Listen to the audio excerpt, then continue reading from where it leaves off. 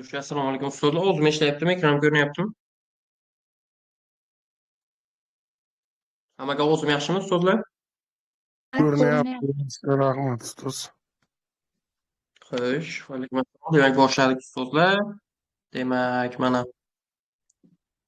biza kecha dars o'tdim. Qanaqa qilib tarjima qilish, so'zlarni osondan boshlab, qiyinga qarab yodlab borish, hammasini tushuntirdim. Demak, hozir mana bu yerda kitobi yuboraman sizlarga. Mana shu kitobdan o'tamiz hozir. O'zi aslida ikkita, uchta kitobdan o'tamiz. Hozircha mana shu kitobdan. Ya'ni tarjimani yaxshi qilib borish uchun tezda. Bu yerda chunki mavzulashtirib ketganda osondan qiyinga boshlab. Hozir bu yerda tarjimani mana aytgandan keyin qilganlarimizdan keyin qiyinroq masalalarni ko'raveramiz. Qiyinroq masalasi ham bo'lmaydi aslida. Boshida mana shu mukammal o'rganib boraversangizlar oson. Xo'sh, demak mana kitob tashladim. Demak mana shu kitob demak. Ochib olamiz va boshlaymiz. Mana shu kitobdan demak bugun 3 ta mavzusini o'tamiz. Demak, birinchi mavzu so'zlar. Xo'sh, mana bu mavzu polinomial degan mavzu. Xo'sh, demak hozir qo'yaylik. Demak, mana polinomial degan mavzu ustozlar. Polinomial degan ustozlar bu ingliz tilida demak ko'p had degan ma'noda keladi. Demak, polinomial degani ko'p had. Keyin men aytdimki kecha so'zni oxiriga demak s mana bu harfini qo'shsangizlar nima degan ma'noni bildiradi? Lar degan ma'noni bildiradi. Demak, polinomial bo'lgandan keyin bu ko'p hadlar. Demak, ko'p hadlar mavzusi. Ko'p hadlar mavzusi berilgan. Xo'sh, demak bu ko'p hadlar mavzusida nechta misol masala berilgan o'shani ko'raylik bitta. Xo'sh, bu yerda mana ko'p hadlar mavzusida sizlarga demak hozir 60 tami nechta edi? Xo'sh, 65, 68. Xo'sh. Demak, 78 ta misol berilgan. Hammasi bilan tanish misollar hozir ko'rsataman. Qiyinlarini bitta ko'rib chiqamiz, qolganlarini o'zlaringiz yechishlaringiz kerak bo'ladi tezda. Xo'sh, qiyin emas masalalar. E'tibor beramiz. Xo'sh, so'zlarga e'tibor beramiz. Qaranglar ustozlar. Birinchi masala. Hammaga ko'rinyaptimi? Ekran yaxshimi ustozlar? Hammaga ko'rinyaptimi? Demak, birinchi masala. Kecha aytdikki, mana bu so'zni biza kechagi darsda bunaqasini ham yubordim, PDF variantini. Mana bu yozayotganlarimizni ham hammasi har doim PDF variantini yuborib turaman. Chunki darsdan keyin tushunasizlar-ku darsda hammasini so'z tushunganlaringizdan keyin bir marta ko'z yugurtirib chiqsangizlar bo'ldi. Tezda esga keladi hammasi. Demak, which of the following nima dedik so'zda kecha? Quyidagilardan qaysi? Aha, bitta so'z sifatida keladi, tamom. Quyidagilardan qaysi biri degani. O'zi aslida ustozlar mana bu. Which degani o'zi bu qaysi degani. Of degani mana so'z vosita tarjimasi ning. To'g'rimi? Following degani ustozlar bu demak quyidagi degan ma'noda keladi mana. Which degani qaysi o'zi aslida, of degani bu ning degani, following degani bu quyidagi degan ma'noda keladi. Demak, which of the following degani quyidagilardan qaysi biri. Mana quyidagilardan qaysi biri. Demak, quyidagilardan qaysi biri is degani ustozlar mana aytdimki, gaplar bo'lsa so'zlar qo'shda am, is, are kelsa nima dedik buni ustozlar? Bu deb tarjima qilasizlar bo'ldi. Hozirgi zamonni bildiradi. Demak, quyidagilardan qaysi biri bu? E yoki n kelsa so'zning oldidan nima dedik ustozlar? E yoki n kelsa so'zning oldidan. Nima dedik ustozlar kecha?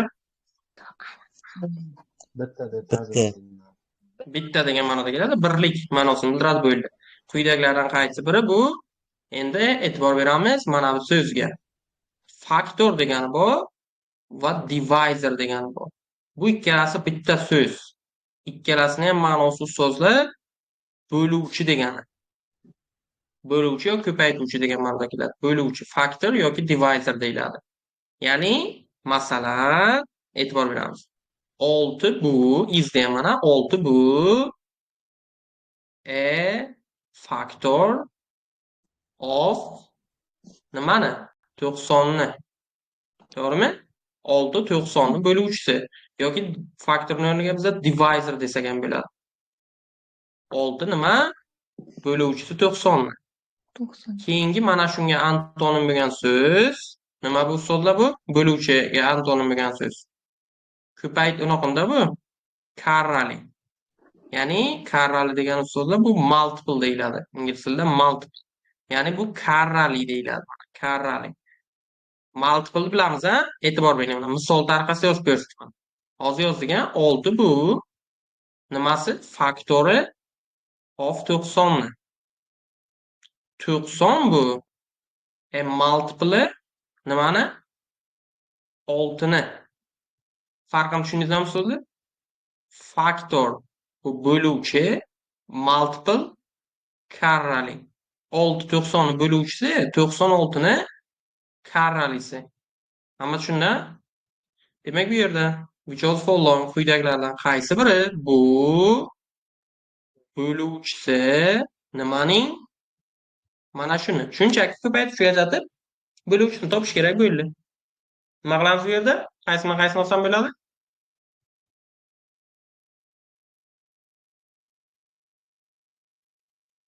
Mana. Bu bilan buni olamiz. To'g'rimi? X ni chiqarib olamiz. 2x ni chiqarib olamiz. Mikrofonni o'chirib qo'yinglar so'zlar. Demak 3y plus 4 qoladi. Bu yoqdan minus 3y ketadi. Minus 3y ketsa uzr. Minus 3. Minus 3 chiqsa nima qoladi? 3y plus 4. Demak buni ko'paytirishga ajratdik. 3y plus 4 bu oson masala o'zi aslida so'zma. 2x minus 3 qoldi. Qaysi biri shu böluvchi shuni? Demak javob bu yerda A javob. Chunki 3y plus 4 yo'q-ku, u ham lekin böluvchi. Mana bu ham demak faktor deyiladi so'zlar. Mana bu ham faktor deyiladi yoki divisor. Farqini tushundingizmi so'zlar? Bu yerda farqini tushunish muhimda. Tamom. Ikkalasi bitta narsa, faktor yoki divisor. Mana bu esa mana bular uchun nima? Multiple bo'ladi. Multiple bu karrali. Hamma tushundimi so'zlar? Tushunmaganlar bormi? Tushunarli. Tushunarli. Keyingisiga. Xo'sh, keyingisi o'sha kechagi takrorlagan so'zlarimizga oid e'tibor beramiz. Ikkinchi masala. Bu yerda eng muhim narsa ustozlar mana so'zlarga ahamiyat berib ketish kerak, kechaklarni takrorlab olish kerak. Xo'sh. Shu bilsangiz ham baribir takrorlab ketish kerak-da ustozlar buni. Chunki ba'zilar oson mavzu deb qaramay ketish mumkin. Matnli masala ham mana shu so'zlarning kombinatsiyasidan olinadi-da. Mana bu so'zlarni yaxshi bilib borib olsangiz, kombinatsiyalarni qo'shib gaplar tuzib ketaverasizlar. Uni ham hali o'rgataman. Xo'sh, demak, ikkinchi masalaga e'tibor bering. Mana berilgan. Which of the following degani quyidagilardan qaysi biri dedik. Xo'sh, expression. Expression degan nima so'zlar bu? Ifoda edi. Mana. Endi men s qo'shsam. Expressions. Expressions degan so'zlar bu ifodalar. Demak, which of the following quyidagilardan qaysi biri? Lekin which of the following expressions bo'lsa, quyidagi ifodalardan qaysi biri bo'ladi? Is degani bu dedik. Quyidagi ifodalar qaysi biri? Ekvivalent. To degani nima dedik ustolar? Yo'nalishni bildiradi. Ga degan. Nimaga? One bittaga. Qaysiga bitta? Above yuqoridagi degani. Ya'ni yuqoridagi bittaga ekvivalent. Qisqasi mana bu quyidagilardan qaysi biriga ekvivalent? Shunchaki ochiq soddalashtirish kerak bo'ldi mana. Demak, mana o'sha so'zlar which of the following demak bu quyidagilardan qaysi biri yod bo'lib ketdi mana shu so'zlar so'zlar which of the following expressions expression bu ifoda dedik expressions bo'lsa ifodalar which of the following expressions bo'lsa mana bu yerga expression so'zini qo'shsak quyidagi ifodalardan qaysi biri bo'ladi. Xo'sh, is degani bu dedik, to'g'rimi? Equivalent to degani ga dedik. Above degani demak yuqoridagi degan ma'noda keladi. Ovozim yaxshimi so'zlar? Yaxshi eshitilyapti ustoz. Aha. Xo'sh. Demak, buni hamma tushundi hozir. 1 minut.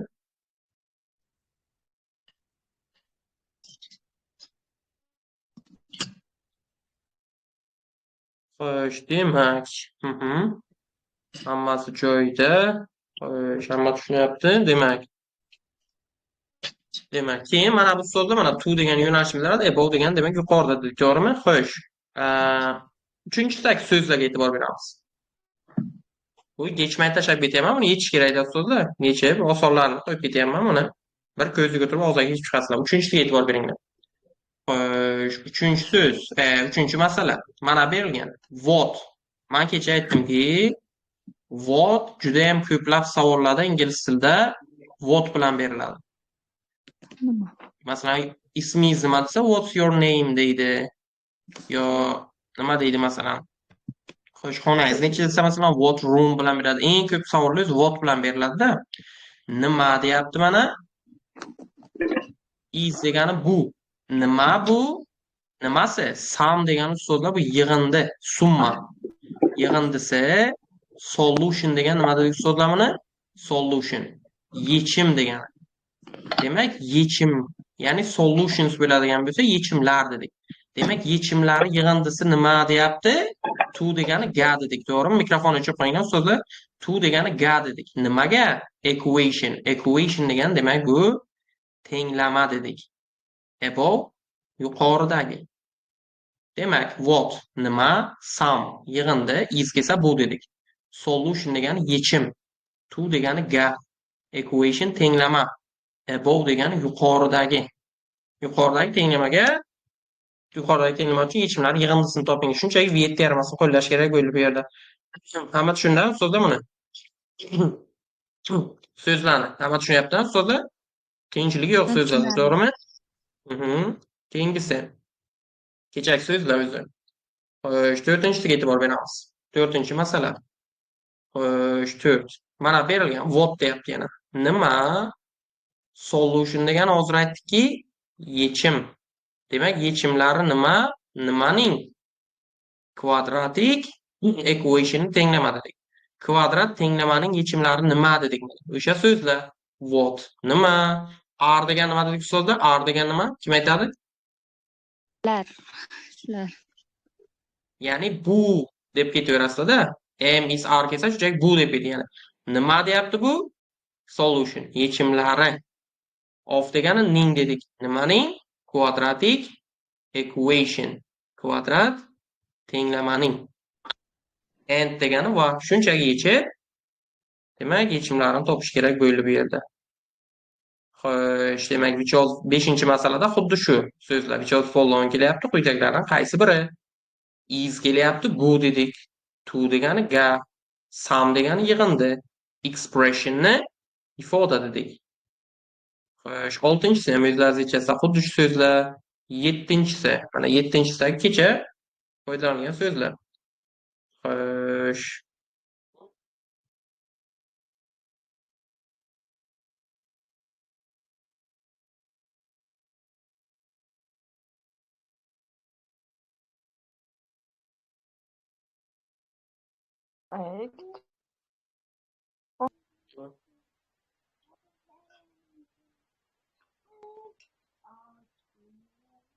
Demak,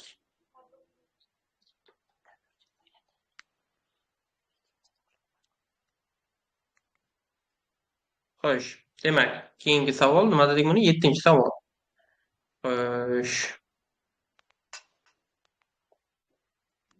Demak, 7. Mana berilgan what value deyapti. What degani so'zda biza nima dedik, to'g'rimi? Value degani bu qiymat dedik. Endi lekin what value bo'lsa ustozda nima qiymat desa bo'ladi, lekin g'alati-da. Shuning uchun nima deymiz buni? Qaysi qiymat desak to'g'riroq bo'ladi. Qaysi qiymat? Demak, qaysi qiymati of degani ning. Nimaning? P ning. Qaysi qiymati? Is deyapti. Bu solution. Solution degan demak yechim. Nimaning yechimi? Of kelyapti yani. Equation. Tenglama. Mana equation. Tenglamaning yechimi. Above degan nima dedik? Yuqoridagi. Yuqoridagi tenglamaning yechimi nima deyapti yana. What value degani bu demak qaysi qiymat degan ma'noda keladi. Qaysi qiymat? Of degani ning. Is degani bu solution yechim, equation tenglama above yuqoridagi.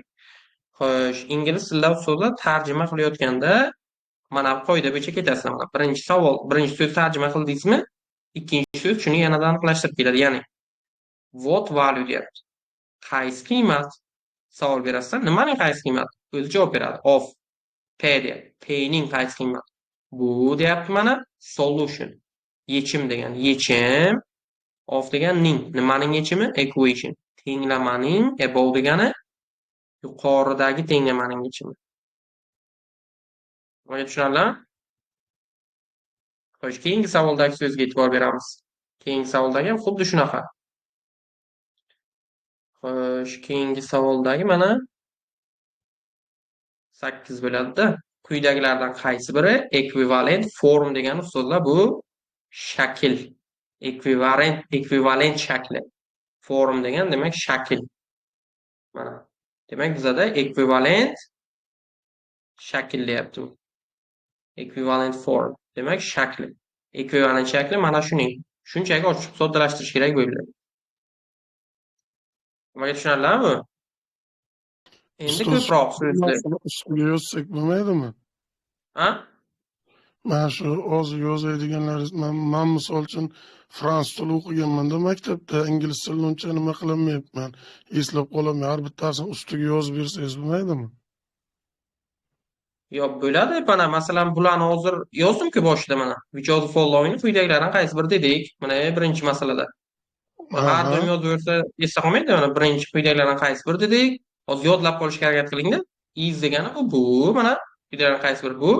Ekvivalent shakli. Bularni tepada mana yozganman, qarang. Mana which of the following quyidagilardan qaysi biri? Bir marta yozasiz, keyin mana bir marta mana shuni eslab qolishga harakat qilasiz. Keyin darsdan keyin mana shu PDFni bir marta ko'rib chiqsangiz esda qoladi-da. Bo'ldi, rahmat. Mana bularni notanish bo'lgan so'zlarni yozmaganimni yozib ketaveraman. Mana formni yozmagandim. Demak, shakl. Yuqorida yozganlarimni ko'pincha yozmayman, chunki eslab qolishlaringiz oson bo'ladi. Har doim qarab turinglar. Qani eslab qolyapsizlarmi yo'qmi? Xo'sh. Is degan demak bu dedik. To'g'rimi? E yoki n degan buni bitta degan ma'noda keladi dedik. Of degan mana ning degani dedik buni. Xo'sh, demak, keyingisi ustozlar mana 9-si. Demak. 9-masalaga e'tibor beramiz.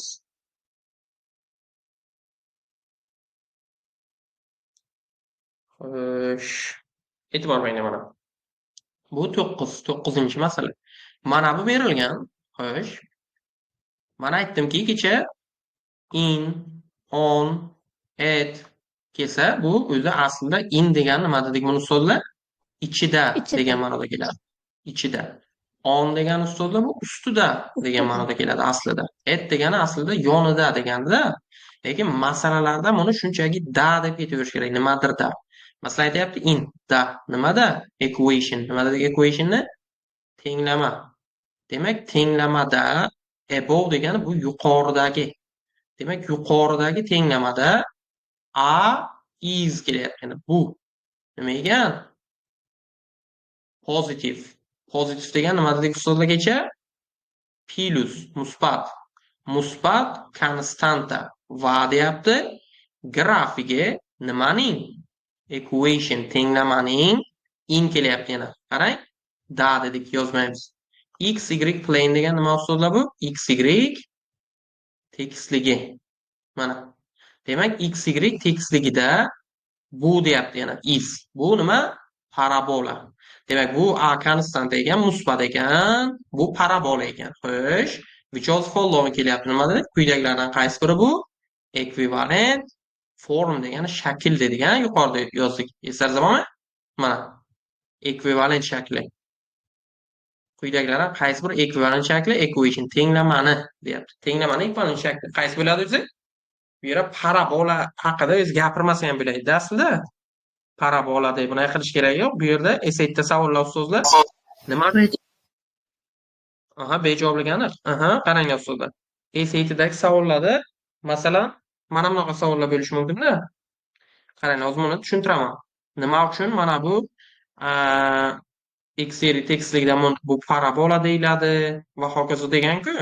Shunchaki sizlar aytishlaringiz mumkin, mana shu tenglamani berib, shu yerdan qaysi bir ekvivalent desa ham bo'lardi-ku, mana bularni aytmasdan. Buni sababi bor o'zi. O'zi eseydagi savollarda usulda ko'pincha hayotiy masalalarga tatbiq qiladi-da, biz matematika Amerikadagi imtihonlar. O'zi fanlar ular ko'pincha hayotga tatbiq qilishni anaqa qiladi. Nima deydi, harakat qiladi. GRE, GMAT, eseydagi savollar ham xuddi shunaqa. Masalan, fizikaviy qanaqadir formula beradi. P barobar deydi.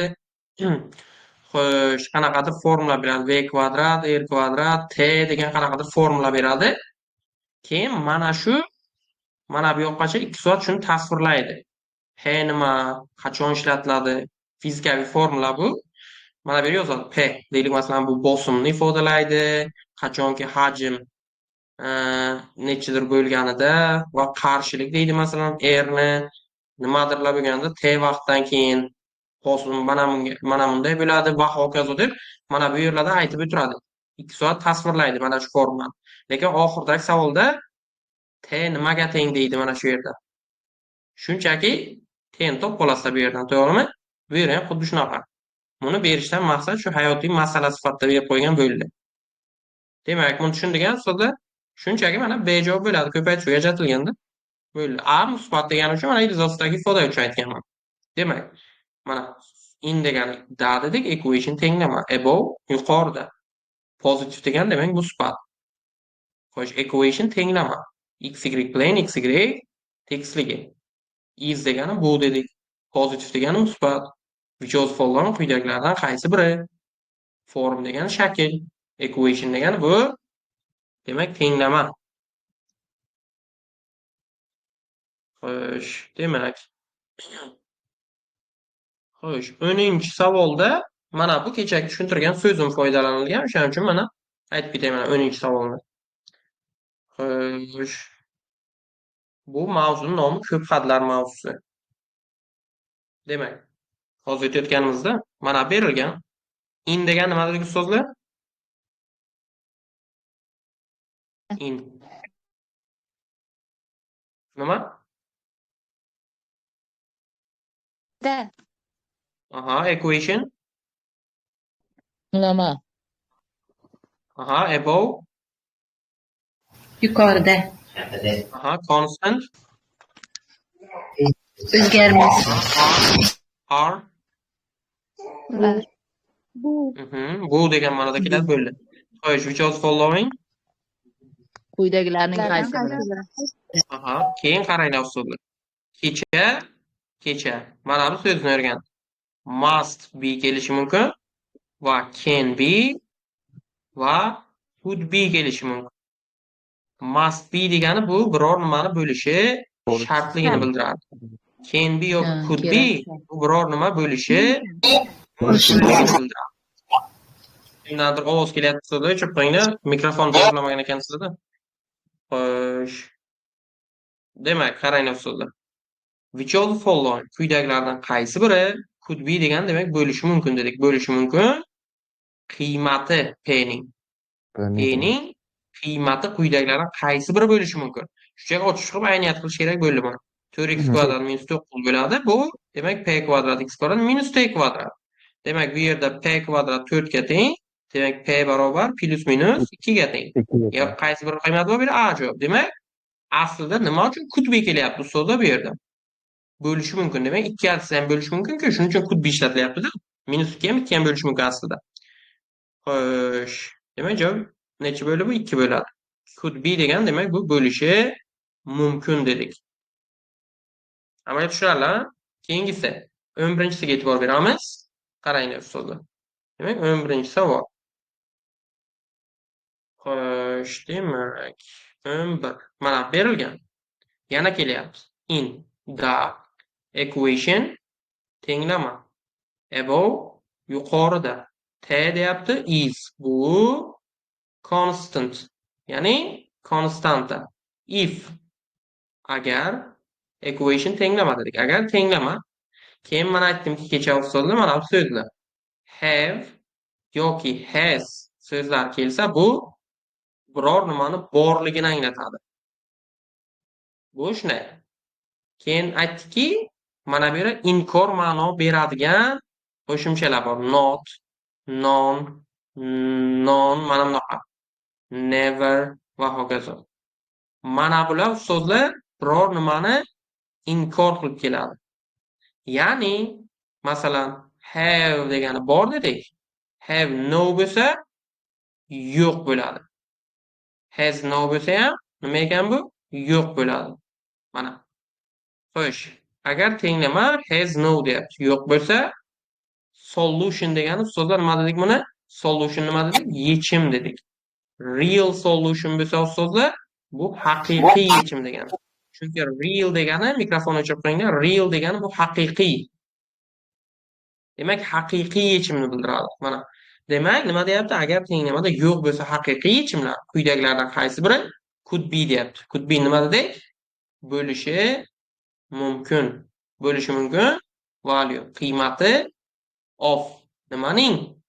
T'ning. Yechim bo'lmasligi uchun nima bo'lishi kerak? Diskriminant noldan kichik deb yechish kerak bo'ldi. Ammada chiqadimi bu so'zlar? Buni tashlab ketaman, tashlab ketganlar tezda yechib olasizlar darsdan keyin. Chiqmasa o'sha yana ko'ramiz.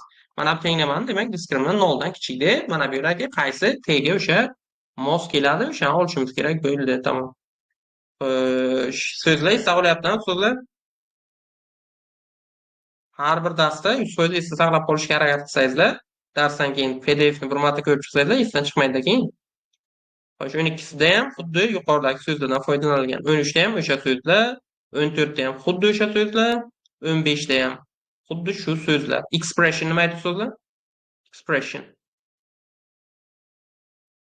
Ifoda. Nima dedik? Ifoda dedik, to'g'ri. Above.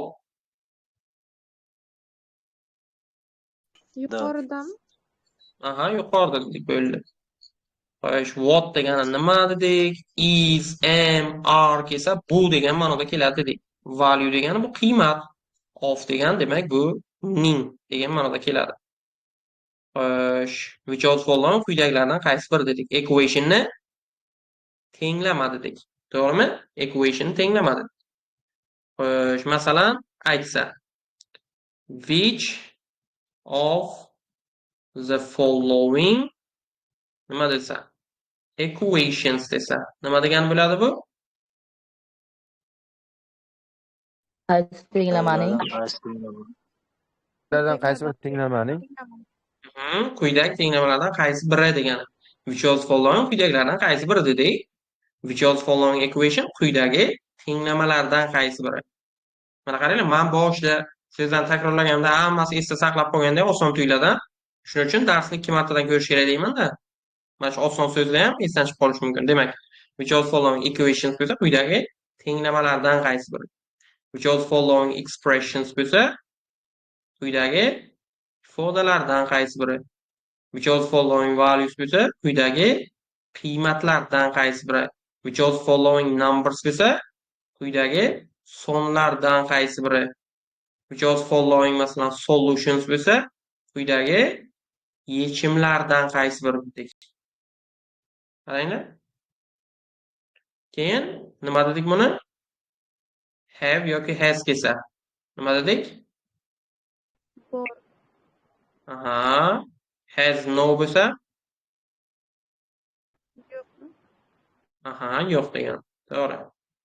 Solution. Solution nima? Yechim. Yechim. Aha, real solution. Haqiqiy yechim. Haqiqiy yechim. Haqiqiy yechim. To'g'ri. Xo'sh. Mana 17dagi savolga e'tibor beramiz. E'tibor bering mana. 17. Which of the following equations quyidagi tenglamalardan qaysi biri? Bor. Exactly degani so'zlar bu aniq degan ma'nodan keladi. Aniq, one degani bitta, real degani nima dedik? Haqiqiy yechim. Haqiqiy bitta yechim. Mana. Haqiqiy bitta yechim bor deyapti mana. O'sha bilgan so'zlarimiz mana erinmasdan men ana shunday yozish kerak edi so'zlarni equation daftar o'sha chiqarib olsangiz kitobning yoniga. Mana shunday. Equation bilsangiz ham yozishlaringiz kerak edi mana. just following equation quyidagi kengaymalardan qaysi biri? Have has degani bu bor degani. Exactly degani bu aniq degani mana. Aniq. Real degani bu haqiqiy. Real solution bo'lsa haqiqiy, demak yechim degani. Xo'sh, keyingi so'z 18-masalada bor ekan. Kechagi buni ham mana shu so'zni ham o'tdik. Qarang, mana shu esda qolmagan bo'ladi. Mana bu so'z. Kim aytadi mana? In terms of. Nima degani? Kim aytadi so'zni? In terms Orqali. of. Orqali degan ma'noda keladi. Ya'ni bu qanaqa masalalarda keladi usulda e'tibor beringlar. Qanaqadir x bilan y ga bog'liq tenglama berilgan bo'lsa, masalan, shu tenglamadan x ni toping y orqali yoki y ni toping x orqali deylik, o'sha masalalarda hammasi in terms of keladi. Bu orqali degan ma'noda keladi. Ya'ni agar mana bu shunga teng, z bunga teng bo'lsa, y plus z ni toping nima orqali? X orqali. Shunchaki x plus y qo'shib qo'yasizlar bo'ldi. Juda oson masala. Demak, in terms of degan bu demak orqali degan. Xo'sh, endi keyingi masala mana bu so'zlarga oid. 19-masala mana bu so'zlarga oid bo'ladi. E'tibor beramiz. Demak, mana bu x, mana bu y dedik. Buni nomini ingliz tilida nima deydi? XY plane. XY tekisligi. Demak, XY tekisligi deydi. Xo'sh, mana buni x o'qi deydi. X o'qi degani bu x axis degani mana. X o'qi mana. Y axis bo'lsa y o'qi degani mana. Mana bu nima deyiladi o'zbek tilida? Nuqta. Lekin ingliz tilida mana shu point deyiladi mana. Demak, point degani bu nuqta ekan. Mana. Mana shu nuqta ekan. Keyin tasavvur qilinglar, mana bunday deylik chiziq tenglama berilgan, nima deyman, grafik berilgan. Mana bu chiziq deyiladi o'zbek tilida. Buni ingliz tilida demak line deydi. Line degan demak bu chiziq. Xo'sh, mana bu nuqtani olsak, mana bu nuqta shu to'g'risida yotadi, to'g'rimi? Mana bu nuqta, masalan, A nuqta yotadi, mana shu chiziq ustida. Masalan, Y deb olaylik, mana shu chiziqni Y chiziq ustida yotadi. Endi yotadi degan so'zi nuqtaga nisbatan. Yotadi degani ingliz tilida bu lie degani. Lie degani yotmoq, yotadi nuqtaga nisbatan-da. Masalan, nima deydi? Ana shu nuqta, the point, A nuqta deydi yoki A point nima qiladi? Lie, yotadi on degan ustida degani aslida. On the line, on the y line. Y chiziq ustida yotadi degan. Qisqasi, lie bu yotmoq. Line degan chiziq. Xo'sh, endi masalaga e'tibor bering. O'sha masalada mana shu so'zlarni tushuntirib beraman. Xo'sh, 19-masala edi bu. Demak, 19 point nima dedik buni? Nuqta. S qo'shilgan lar. Demak, nuqtalar. N degani va. Erinmasdan yozinglar so'zlar mana. Deylik 10 ta mavzu. Mana shunday yozsanglar qolgan qiyin bo'lmaydi. All degani bu Barchasi. Barcha. Demak, mana bu nuqtalar barchasi, barcha degani barchasi. Lie degani so'zda, yotadi dedik. Yotadi. In degani so'zda da deb ketaveringlar dedik, to'g'rimi? Da. Nimada? XY plane'da. Nimada? Grafikida polinomial. Polinomialni ko'p xat dedik. Mana, e'tibor beringlar. Polinomial yuqoridagi mavzu nomi polinomial dedi. Nima dedik buni? Ko'p xat dedik. Ya'ni ko'p xat funksiyasi, ya'ni ko'p xatli funksiya. Ya'ni ko'p xat degani masalan o'zi aslida kvadrat funksiya ham ko'p xatga kelib tushadi-ku. Ko'p xat, ixtiyoriy. O'zi ko'p xat deyiladi umumiy nomi. Funksiya ustida yotadi. X tekstligida. Barchasi nima grafiki mana o'sha x tekstiga yotar ekan. Quyidagilardan qaysi biri kud desang nima dedik so'zda? Kud bilan bo'lishi mumkin. Kud degan demak bu bo'lishi mumkin. Endi e'tibor beramiz. Mana bu so'z funksiyalardan juda ko'p keladi. Define degan so'z. Define degan so'zlar bu aniqlash, biror nimani aniqlash degani. Ya'ni quyidagilardan qaysi biri aniqlashi mumkin? F funksiyani.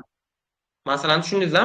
Demak, 3 ta nuqta barchasi yotadi x tekstligida, grafikida o'sha funksiya f funksiya grafikga yotadi. Barchasi o'sha grafikga tegishli ekanda, minus 3 ni olam, 1 ni olam, 2 ni olam, bitta funksiyaga tegishli, funksiya grafiga.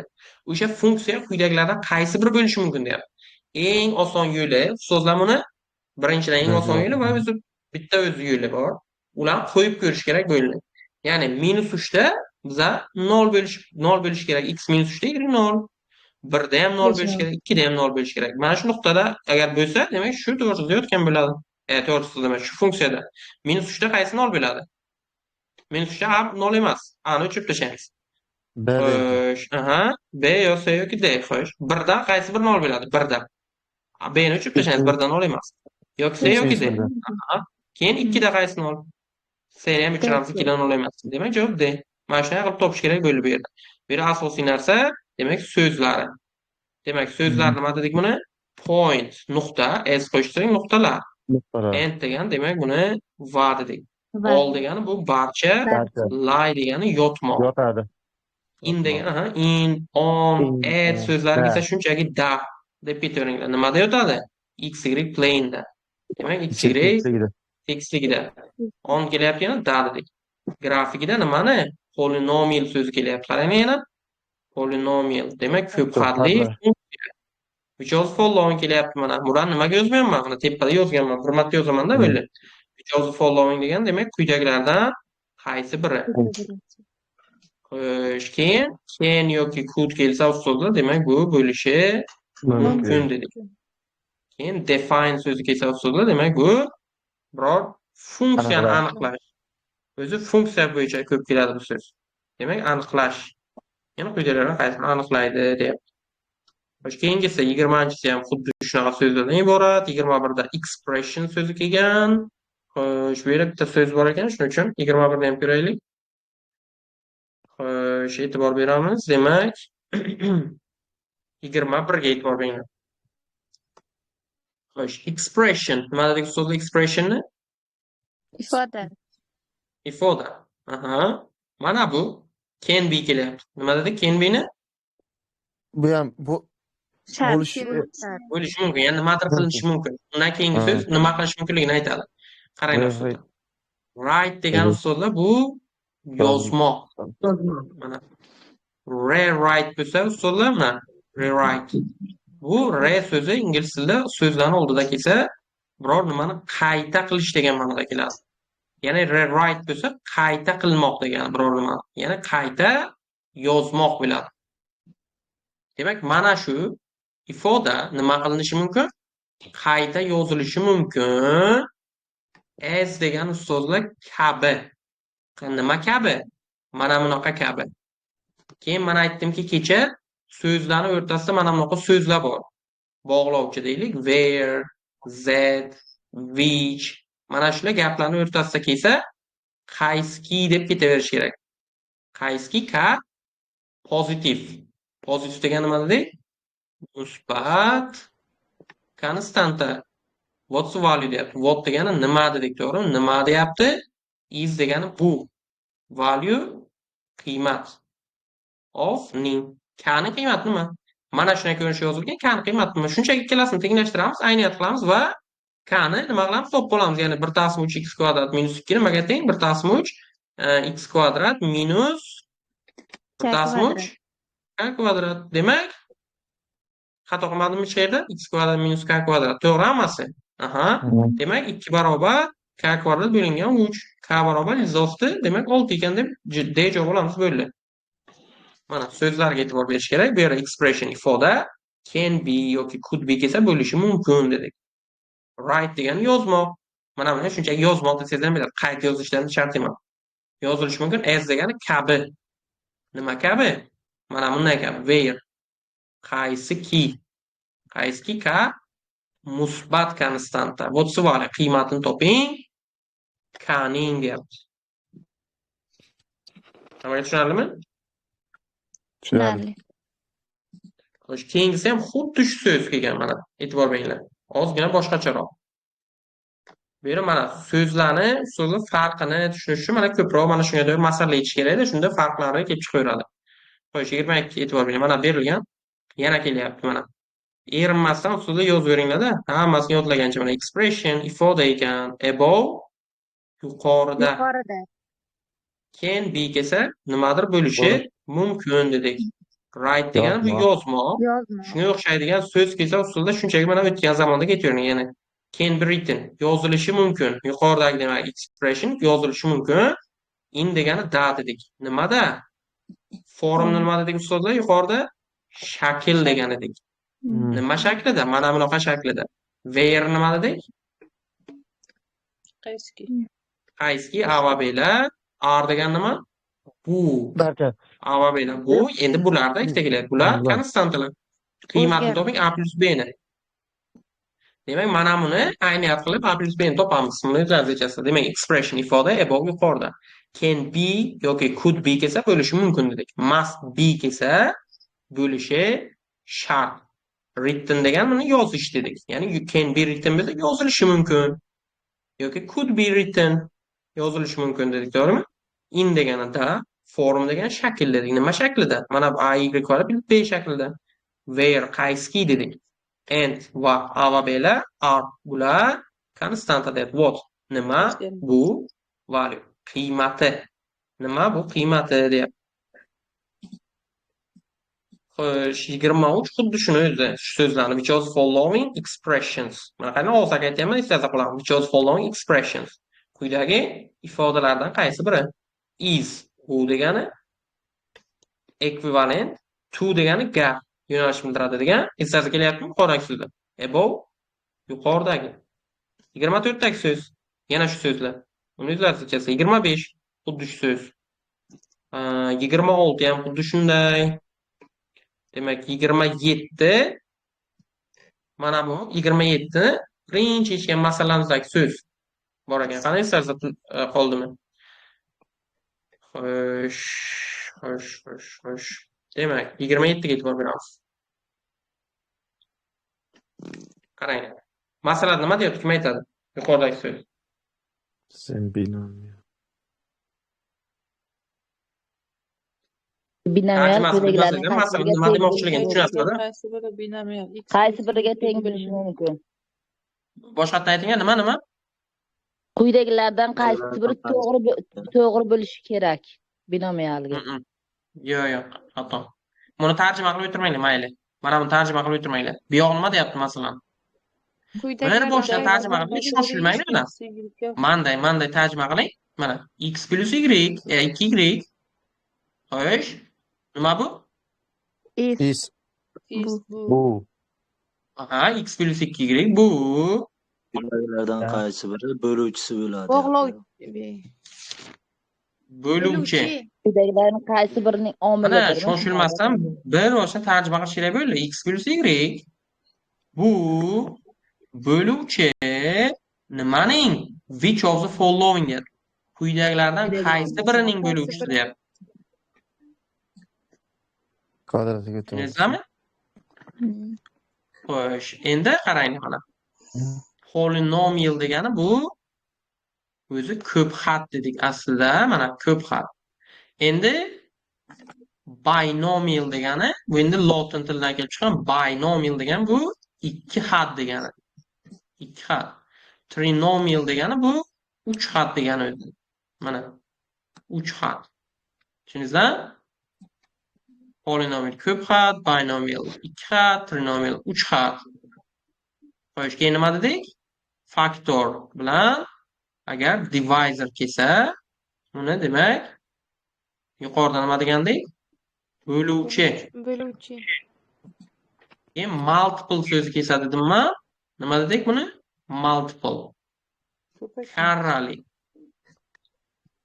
Of degani bu ning. Which of following quyidagilardan qaysi biri? Ya'ni ikki xat mana bu bo'luvchisi quyidagilardan qaysi birining deyapti. Hammaga tushunarlimi?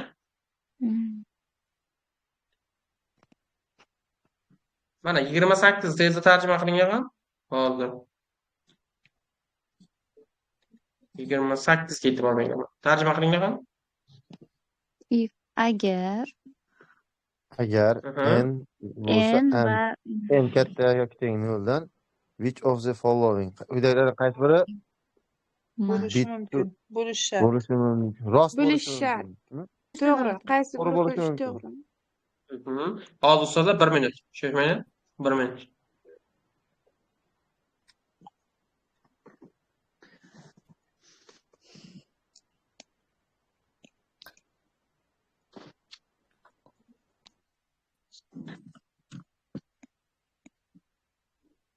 Yuqoridagilarga teng.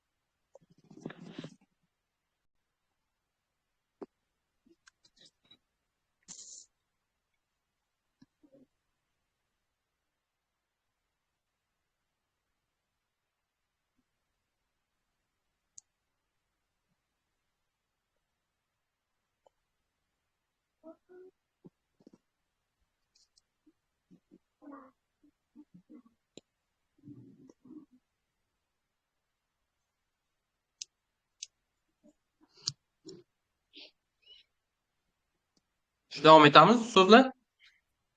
Demak, xo'sh, nima dedik bu? 28 o'tgandik. Demak, ifni demak agar dedik. And degani mana va dedik. Which of following quyidagilardan qaysi biri dedik. Keyin nima dedik ana buni ustozlar? To'g'ri bo'lishi shart. Bo'lishi shart. Kerak, true to'g'ri. Bu shart edi. Can be yoki could be kelsa, mana mumkin. bo'lishi mumkin degan ma'noda keladi. Buni farqini tushundik. True degan so'zlar, demak bu rost, to'g'ri yoki To'g'ri. rost degan ma'noda keladi. Keyin buni antonim bor, false degani bor. False degani yolg'on, Yolg'on. xato degan ma'noda keladi.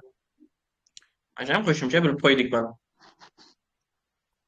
Xo'sh, demak 28 edi. 29 xuddi shu so'zlar which of following expressions quyidagi ifodalardan qaysi biri equivalent to degani ga dedik mana. Xo'sh, 30 xuddi shu narsa, 31 xuddi shu narsa, xuddi shu narsa degan yana o'zlariz ko'rib chiqasizlar. Solution nima dedik so'zda? Solution. Yechim. What degan nima? Nima? To degan nima? To Yo'nalishga. ga, ya'ni yo'nalishni bildiradi ga. Equation. Equation. Aha, tenglama. Equation tenglama. Above Yuqoridagi. yuqorida. To'g'ri. Mana qarang, o'sha o'z anaqa qilish kerak edi. Bilaman deb o'zlari sinab ketaverishlari kerak mana shunda.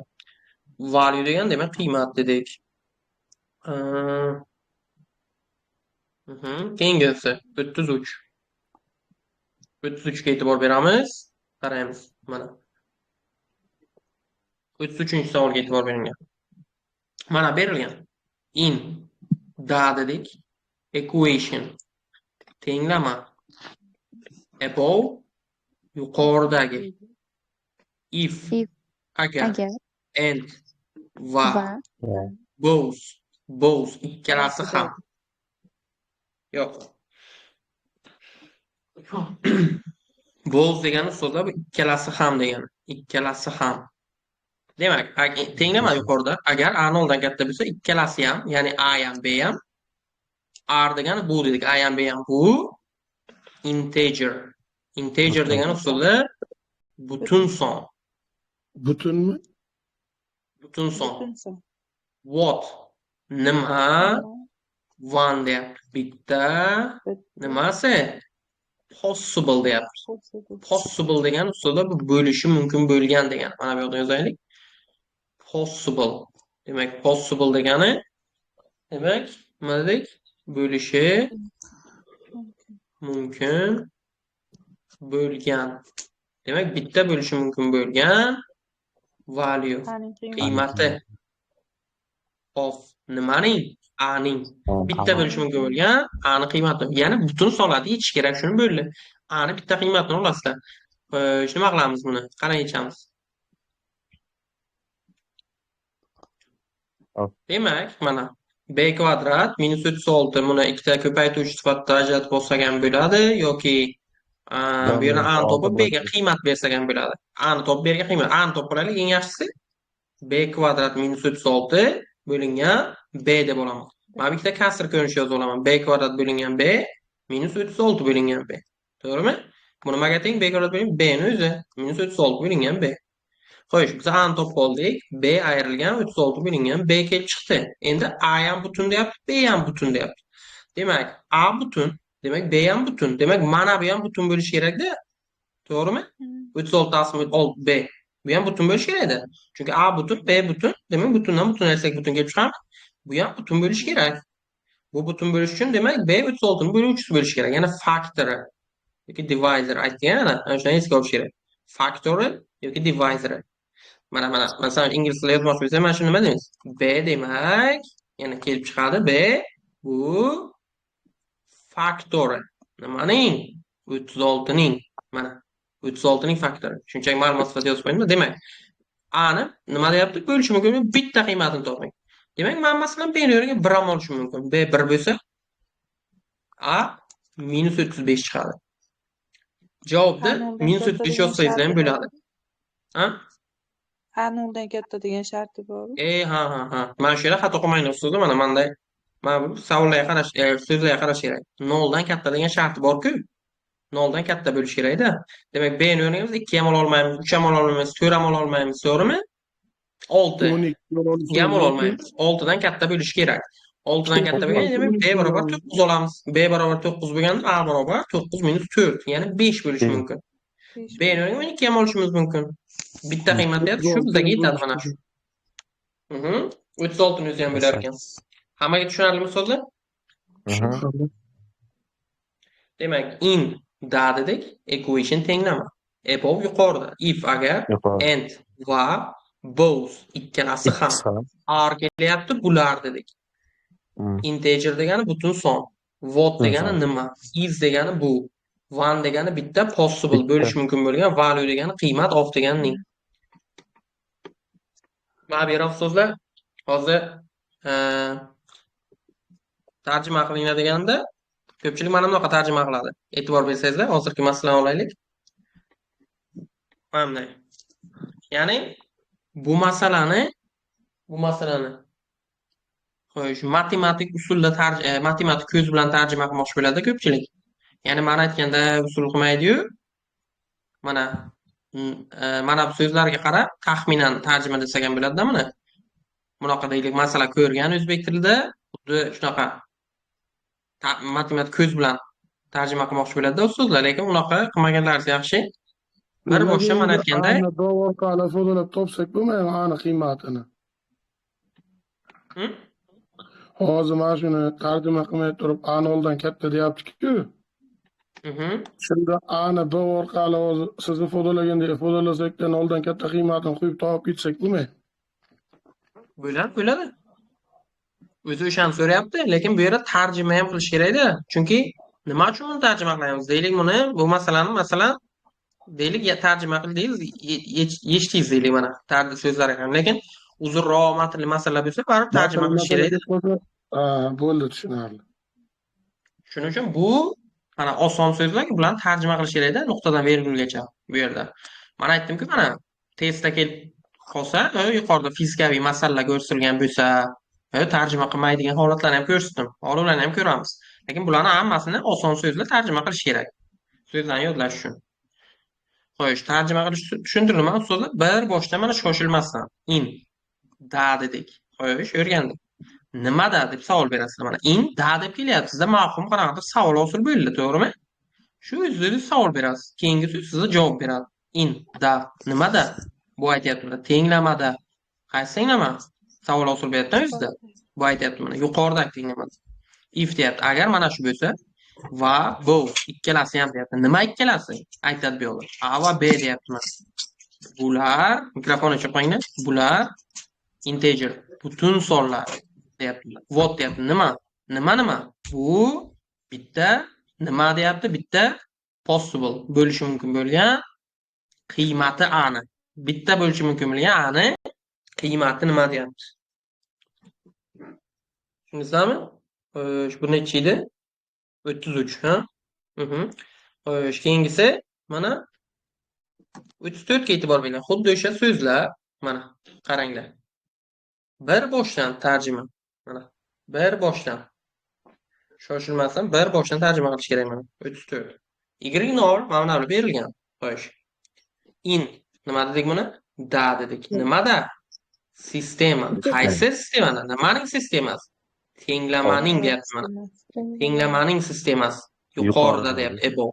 Demak, yuqoridagi tenglamalar sistemasida A bu pozitiv, musbat konstant. O'zgarmasdan. Endi aytyapti. Uchun qaysi qiymat deyapti. Uchun nima uchun? Qaysi qiymat deyapsiz, ha? Mana uchun deyapti. Savol ostida nima uchun? Qaysi qiymat uchun? Nima deyapti mana?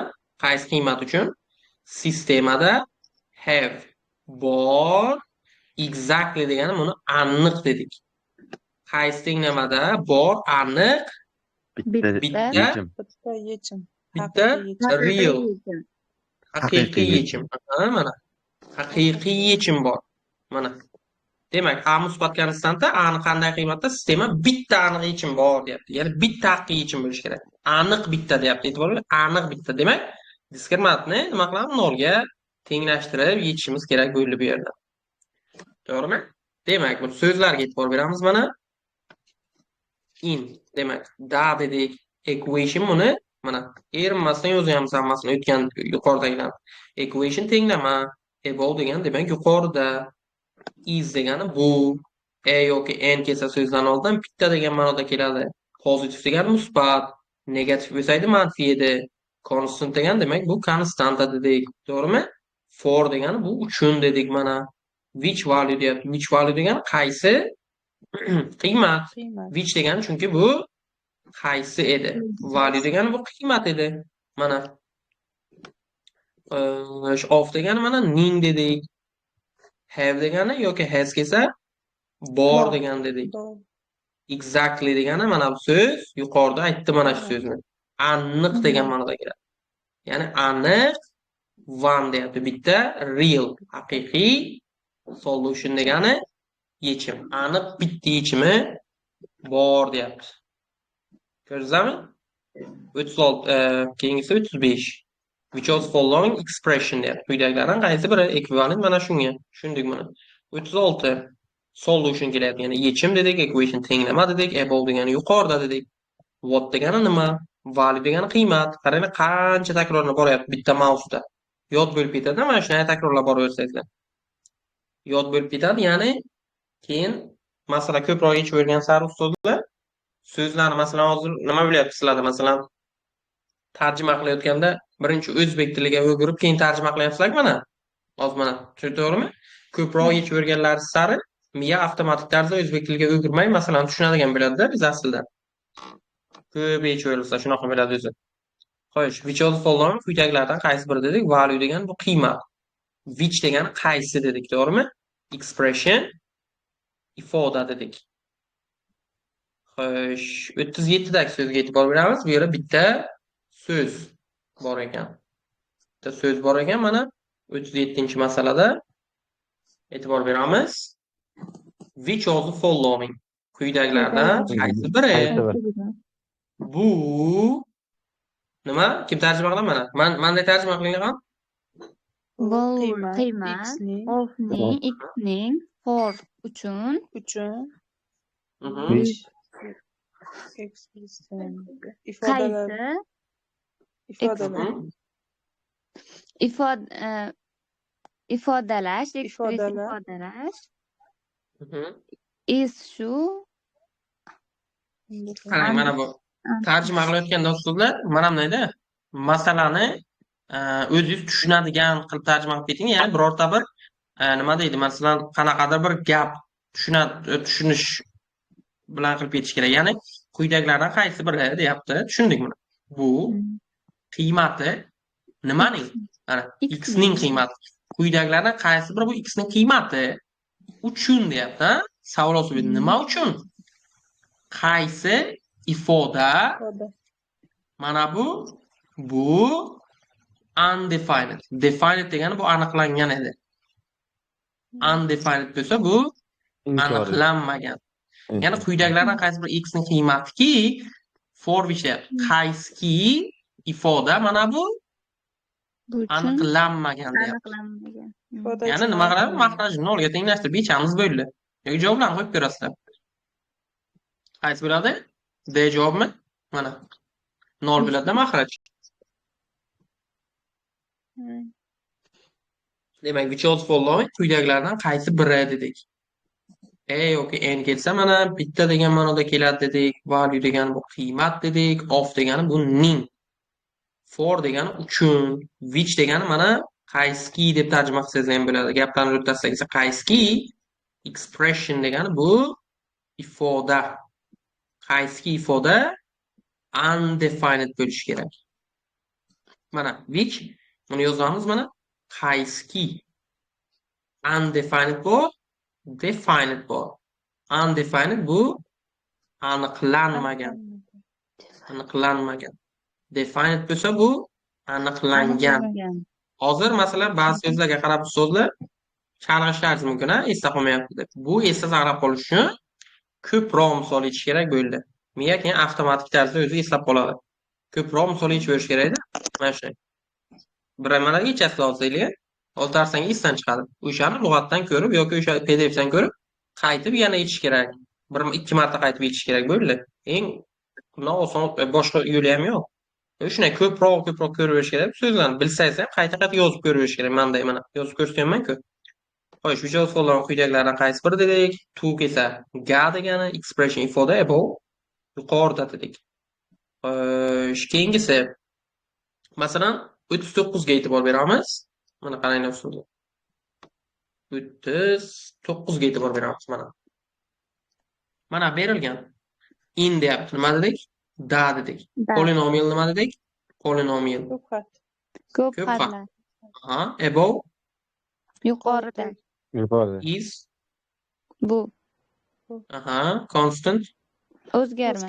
O'zgarmas. Which was following Quyidagilardan qaysi biri? aha, is Esa, bu ha. a yoki n kelsa bitta. bitta faktor Yechim. bo'luvchi polinomial ko'pxat. Ko'pxatni quyidagilardan qaysi biri bo'luvchi? Shunchaki ko'paytirishga ajratish kerak bo'ldimi? Ya'ni birinchisidan x kvadrat chiqarib bo'lsak, nima qoladi? B plus 3 qoladi. To'g'rimi? Xato qildim. Xato qildim. 3x plus b qiladi. 3x plus b. Hozir. Mana qilib olaylik. Aha. Demak, x kvadrat chiqarib bo'lsak, 3x plus b qoladi. Minus 9 ni chiqarib bo'lsak, 3x plus b qoladi. Demak, buni ikkalasidan 3x plus b ni chiqarib olamiz, bo'ldi. Bu yoq x kvadrat minus 9 qoladi. X minus 3, x plus 3 ko'rinishida yozamiz. Qaysi bir bo'luvchi ekan? Javoblardan A javob. Hamma tushunarlimi? Ustoz so'zlar bu? Tushunarli.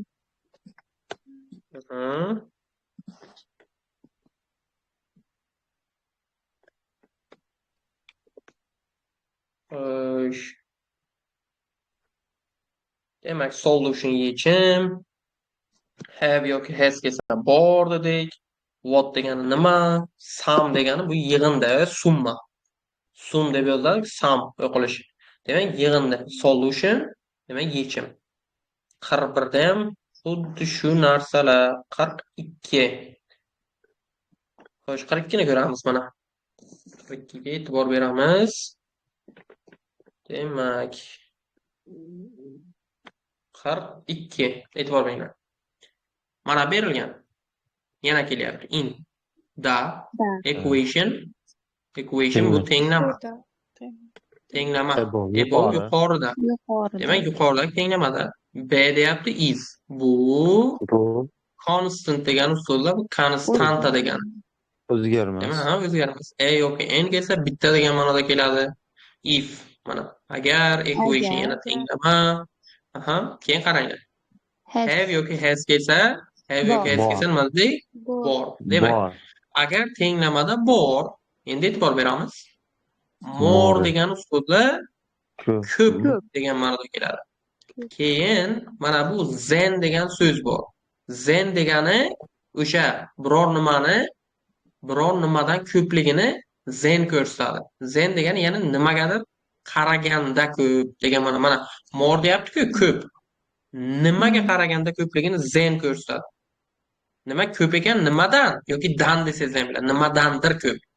Demak, more than degani dan ko'p degan ma'noda yoki qaraganda ko'p. Dan ko'p yoki aytishlaringiz mumkin. Qaraganda ko'p deyishlaringiz mumkin. Demak, agar tenglamada bor bo'lsa, more than nimadan Bitta bor deyapti, haqiqiy. ko'p. Nimaga qaraganda? Bitta real. Yechim. Haqiqiy yechimdan ko'p. Ya'ni tenglamada bor, bitta haqiqiy yechimdan ko'p. Ya'ni bittadan ko'p yechim bor. Bittadan ko'p haqiqiy yechim bor demoqchi-da. Which of following quyidagilardan qaysi biri could be kelyapti yana? Bo'lishi mumkin. Value. Value. Qiymati B'ning. Demak, bittadan ko'p yechim bo'lgandan keyin nima bo'ladi? Diskriminan noldan katta bo'ladi. Demak, noldan katta deb B'ni bitta qiymatini topamiz. Tamom. Yechamiz. Javob menimcha -53 chiqardi bunda. Ya'ni diskriminant topsak, mana b kvadrat minus 4 ko'paytirilgan 9 ko'paytirilgan 49 mana shuni oldan katta bo'lish kerak. To'g'ri yozdimmi? Demak, b nima bo'lish kerak? Katta bo'lish kerak. Bu 36 bo'lsa 6 kara 7 dan katta bo'lish kerak yoki b kichik bo'lish kerak, -6 kara 7 dan. Ya'ni 42 dan katta bo'lish kerak yoki -42 dan kichik bo'lish kerak. Demak, javob D javob bo'ladi. Yana adash -42 ni o'zidan olinglar. -42 da bu 0 bo'ladi. Ya'ni bitta yechim bo'lib qoladi. Hammaga tushunarlimi so'zlar? Tushunarli. Bir asosiy so'z mana bo'ldi mana. More than degan so'z. Dan ko'p, qaraganda ko'p degan ma'noni demak bildirar ekan.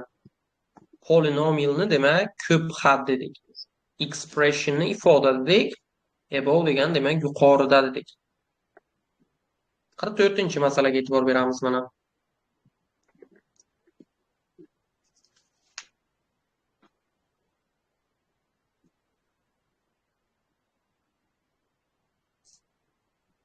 Xo'sh. 44-masala. Demak, nima dedik mana? Which of the following? Demak, quyidagilardan qaysi biri dedik, to'g'rimi? Lekin mana list degan usulda bu ro'yxat. O'zi list ham o'zi to'plamga o'xshash narsa. Ularning farqi list degan tushuncha bormi maktab darsliklarida usulda? Varoq nima uchun ishlatadi? Birlik. Yo'q, ro'yxat degan to'plamga o'xshaydigan narsa, ozgina farqi bor, ya'ni takrorlanadigan elementlar sonida farq bor. Shunday to'plam sifatida qaranglar, hozircha bo'ldi. Keyin tushuntiraman buni kerak bo'lsa.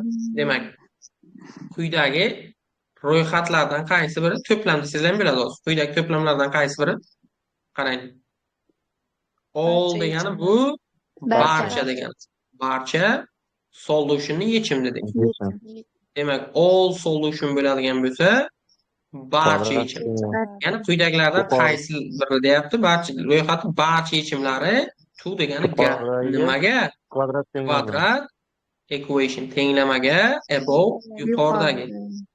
Demak, yuqoridagi kvadrat tenglamaga barcha yechim top, ya'ni yechish kerak bo'ldi. O'shani topish kerak, tamom. -4 va 2 mi? C javobmi? Mana. Demak, list degani bu ro'yxat, all barcha, solution yechim. All solution bo'lsa, demak, barcha yechim degani. To degani yo'nalishni bildiradi, ga dedik. Equation tenglama, above demak yuqorida. Xo'sh, 44, 45 ham xuddi shu so'zlar, o'zlaricha sinovni. Xo'sh, mana 46 ga e'tibor beringlar. Yuqoridagi so'zlarni qaranglar, qanday takrorlanib kelgan. Mana bu masalalar so'zlarni esda saqlab qolish uchun juda yaxshida. E'tibor beringlar. Polynomial mana. Nima? Ko'p xat. Ko'p xat. Ko'p xat. Ko'p xat mana bu. Can be yoki could be kelsa nima dedik? Bo'lishi Ha. Mumkin. mumkin. Mumkin. Bo'lishi mumkin. Shart emas. U must be bo'lsa shart edi. Hmm. Demak, bo'lishi mumkin. Written degani bu yozish dedik, to'g'rimi? Yozilishi mumkin, ya'ni yozishimiz mumkin. Nima Ah. kabi? As degani kabi. Ah. Nima kabi? Hmm. Mana bunaqa kabi yozishimiz mumkin. Mana shuni deyapti. Endi nima deyapti? What? Nima? Barcha. Nima? Barcha. All degani barcha. What degani bu nima? All degani barcha dedik. Nima deyapti? Barcha. Nimasi? Mana. Rost. Hozir. Mana bu yerga yozaylik. Nima deyapti? Barcha. Root degani so'zi ildiz degani mana. Barcha demak ildizlari. Polinomial ko'p xatni.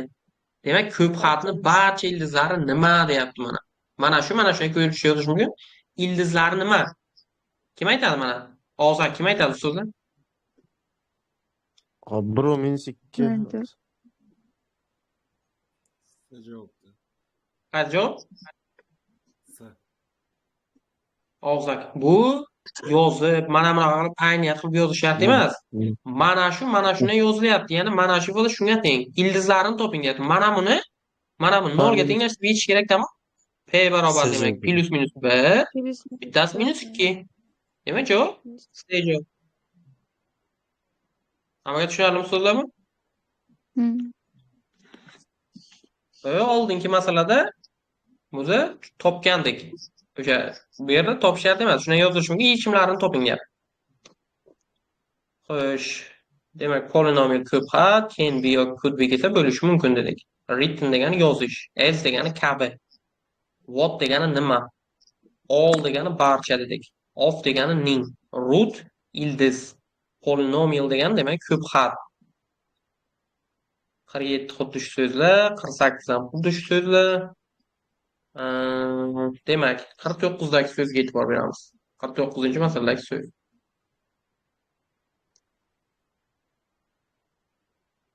Qaranglar. Which of the following? Nima dedik? Quyidagilardan qaysi biri? Lekin which of the following equations bo'lsa, quyidagi tenglamalardan qaysi biri? Xo'sh, demak, has degani Bor. bor. Demak, quyidagi tenglamalar qaysi birida bor?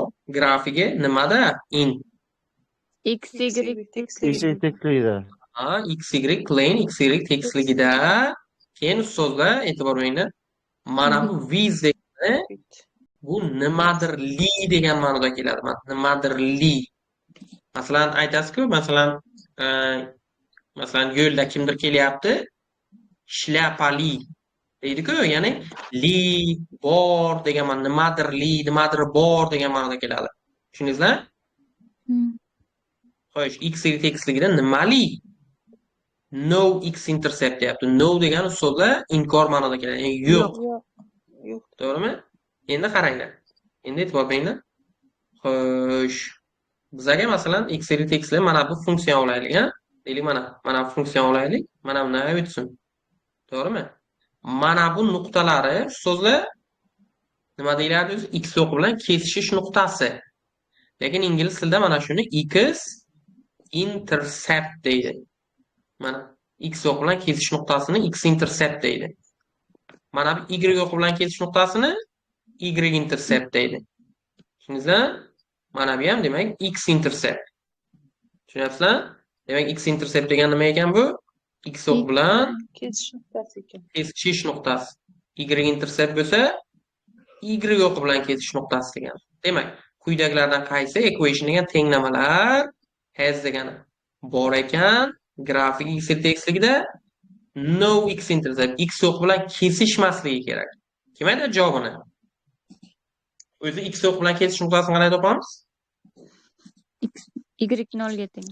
Y 0 ga teng. Demak, bizada Y o'rniga 0 qo'ysak, yechim bo'lmasligi kerak-da, to'g'rimi? Qaysi bo'ladi? Ajob bo'ladi. Ajob. Demak, ajob. Chunki biz X intercept topishimiz uchun Y o'rniga 0 qo'yishimiz kerak edi. Va X 0 olardik o'sha payt. Lekin ana bunga Y o'rniga 0 qo'ysam yechim bo'lmaydi. Bu degani X intercept bilan kesishmaydi-da bular. To'g'rimi? Hmm. Yechim yo'q. Masalan, mana bunaqa funksiya, mana tasavvur mana. Mana bular ham x intercept yo'q. Chunki diskriminant nima bo'lyapti bu yerda? 0 dan kichik. Undan katta bo'ladi. E'tibor beringlar, 0 dan kichikda yechim bo'lmaydi. 0 dan kichik mana. X yo'qdan ketish nuqta yo'q. Tushunyapsizlarmi so'zlamini? Demak, javob A. Hamma tushundimi? Hmm. Demak, which of the following equations quyidagi tenglamalardan qaysi biri? Has degani bu bor. XY plane degani XY tekisligi. With degani nimadirli degani. Nimali? No x-intercept. X-intercept bu x yo'qdan ketish nuqtasi. No x-intercept demak x yo'qdan kesishmaydi degan ma'noda kelar edi. Xo'sh. Bu 49 edi. Demak. Demak 50. 50 dagi so'zga e'tibor beramiz. Demak mana 50 ga e'tibor beringlar so'zlar. In kelyapti yana. Da equation. Mana man qilyapman-ku, siz mana shunday qiling. In da equation tenglama. Equations bo'lsa tenglamalar. Demak tenglamalarda qaysi tenglama? Savol berasiz, o'zi javob berib ketaveradi. Mana and va mana bu. Va A deyapti va B R bular degani. Bu degani. A va B demak bular constant deyapti. Demak bu konstanta. O'zgarmaydi. Demak A va B'lar konstanta. When deyapti. When degani bu qachonki. Mana when degani qachonki. Qachonki e'tibor beramiz. Product degani so'zda matematikada bu ko'paytma degani mana. Ko'paytma. Product degani ko'paytma. Demak, qachonki ko'paytma A, B is deyapti yana. Bu written degani nima dedik so'zda mana? Yozilish. Demak, qachonki A, B yoziladi, in deyapti yana. Nimada? Form degani nima edi? Kim esa bu so'zlar form. uchun. Ha? Shakl. Shakl edi. Aha, Shakl. shakl. Ya'ni qachonki A, B deyapti yoziladi, mana bu shaklida. Where deyapti. Qayski. Se bu deyapti mana yana. To'g'rimi? E yoki n esa bitta degan ma'noda keladi. Se bu konstanta. What deyapti. Nima? Value degan qiymat. Qiymati nima seni deyapti. Mana shakl yoziladi. Se o'zaki nechadi? 16 chiqadi. Hozir topsiz. Demak, in da equation tenglama. Demak, in equation bo'lsa tenglamalarda. And degani va dedik. R esa bu dedik. Constant. Bular konstantalar ekan. Xo'sh. When degani biza qachonki dedik mana. Productni mana ko'paytma dedik. Mana product degani bu ko'paytma. Written degani mana yozilish. Mana is degani bu. In degani da. Form degani shakl dedik. Where esa so'zlarni gapdan o'tsa qayski dedik, to'g'rimi? Qayski. Yoki n esa bitta dedik. What degani nima? Value degani demak qiymat. Xo'sh. Keyingisi 51 solution degan so'z bor. Bildik uni yechim, to deganiga equation tenglama bu yuqorida. Which of following quyidagilardan qaysi biri dedik. Must be esa to'g'ri bo'lish, biron nimani bo'lish shartligini bildiradi. True degani to'g'ri dedik. Xo'sh, productni ko'paytma dedik. Expressionni demak ifoda dedik. 54 dan xuddi shuni o'zi. Xo'sh, 55 ni ko'ramiz. Demak, 55. E'tibor beramiz. Which of the following deyapti yana. Quyidagilardan qaysi biri? Yozib o'tirmadim buni. Keyin mana bu so'zlar represent degan so'z bor. Represent degani bu ifodalash. Quyidagilardan qaysi biri ifodalaydi? All deyapti. All degani barcha dedik. Quyidagilardan qaysi biri ifodalaydi? Barcha. Possible nima degandagi so'zlar? Bo'lishi mumkin bo'lgan qiymat. Ya'ni bo'lishi mumkin bo'lgan qiymat. Barcha deyapti mana. Bo'lishi mumkin bo'lgan, uzr, qiymat degani value-ku, bo'lishi mumkin bo'lgan degani possible. Value degani qiymat. Demak, nima degani mana bu? possible value bo'lsa, demak bo'lishi mumkin bo'lgan qiymat degani. Ana shuni oldiga all qo'ysam, all possible value bo'lsa, barcha bo'lishi mumkin bo'lgan qiymatlar degani. Mana qarang.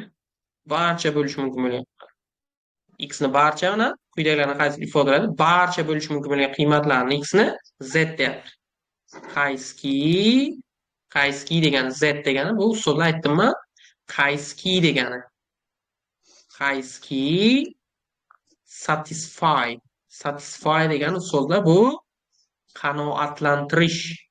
Qaranglar, qanoatlantirish tenglamalarda ko'p keladi.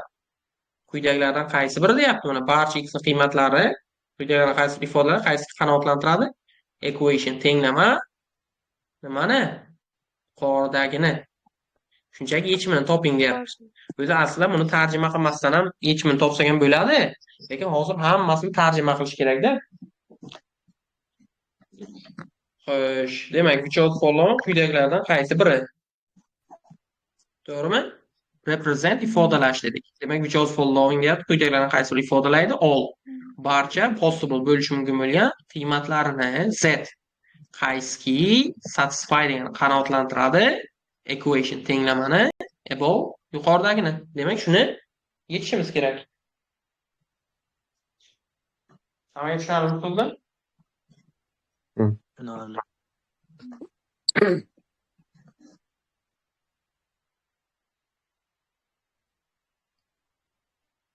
Xo'sh, demak, hozir. Demak, bu 55. Hozir.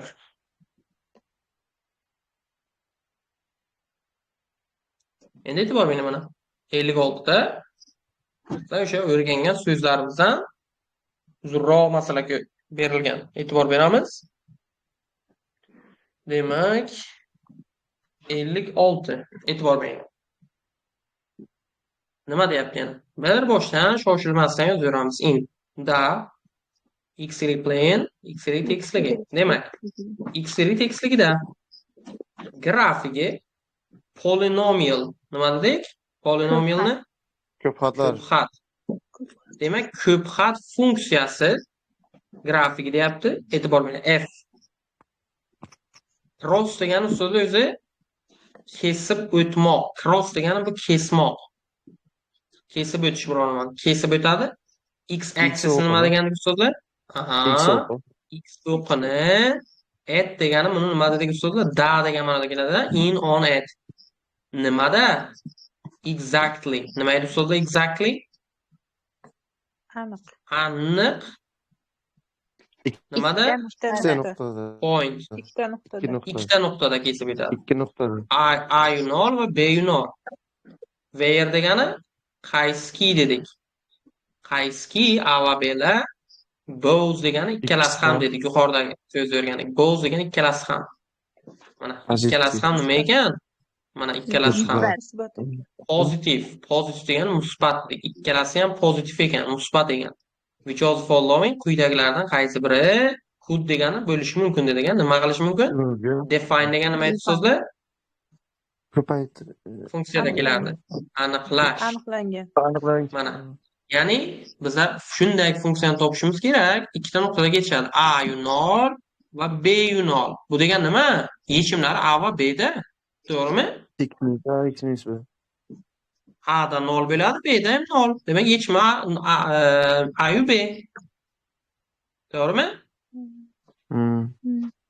Ikkalasi ham musbat. Quyidagilardan qaysi biri ifodalaydi shuni deyapmiz. Qaysi javob olamiz so'zlar? A javobda. E'tibor bering mana. A javobda ham shu. A B'da kechadi, A da 0, B da 0. D javobda ham A da ham B da ham 0. Qaysi javob olaman? A nimi, D nimi? Ani. Nima uchun A ni? Ikkita yechim deyapti. Dni yonida x ko'paytma bor-ku. Mana bu yerda mana so'z bor-da. Demak, x o'qini aniq ikkita nuqtada kesadi. Bu yerda 3-nuqta ham kesyapti-ku. Shuning uchun olmaymiz-da. Mana aniq ikkita nuqtada deyapti. To'g'rimi? Shuning uchun demak A javob olamiz. Hamma tushundimi so'zlar? Mhm. Tushundim.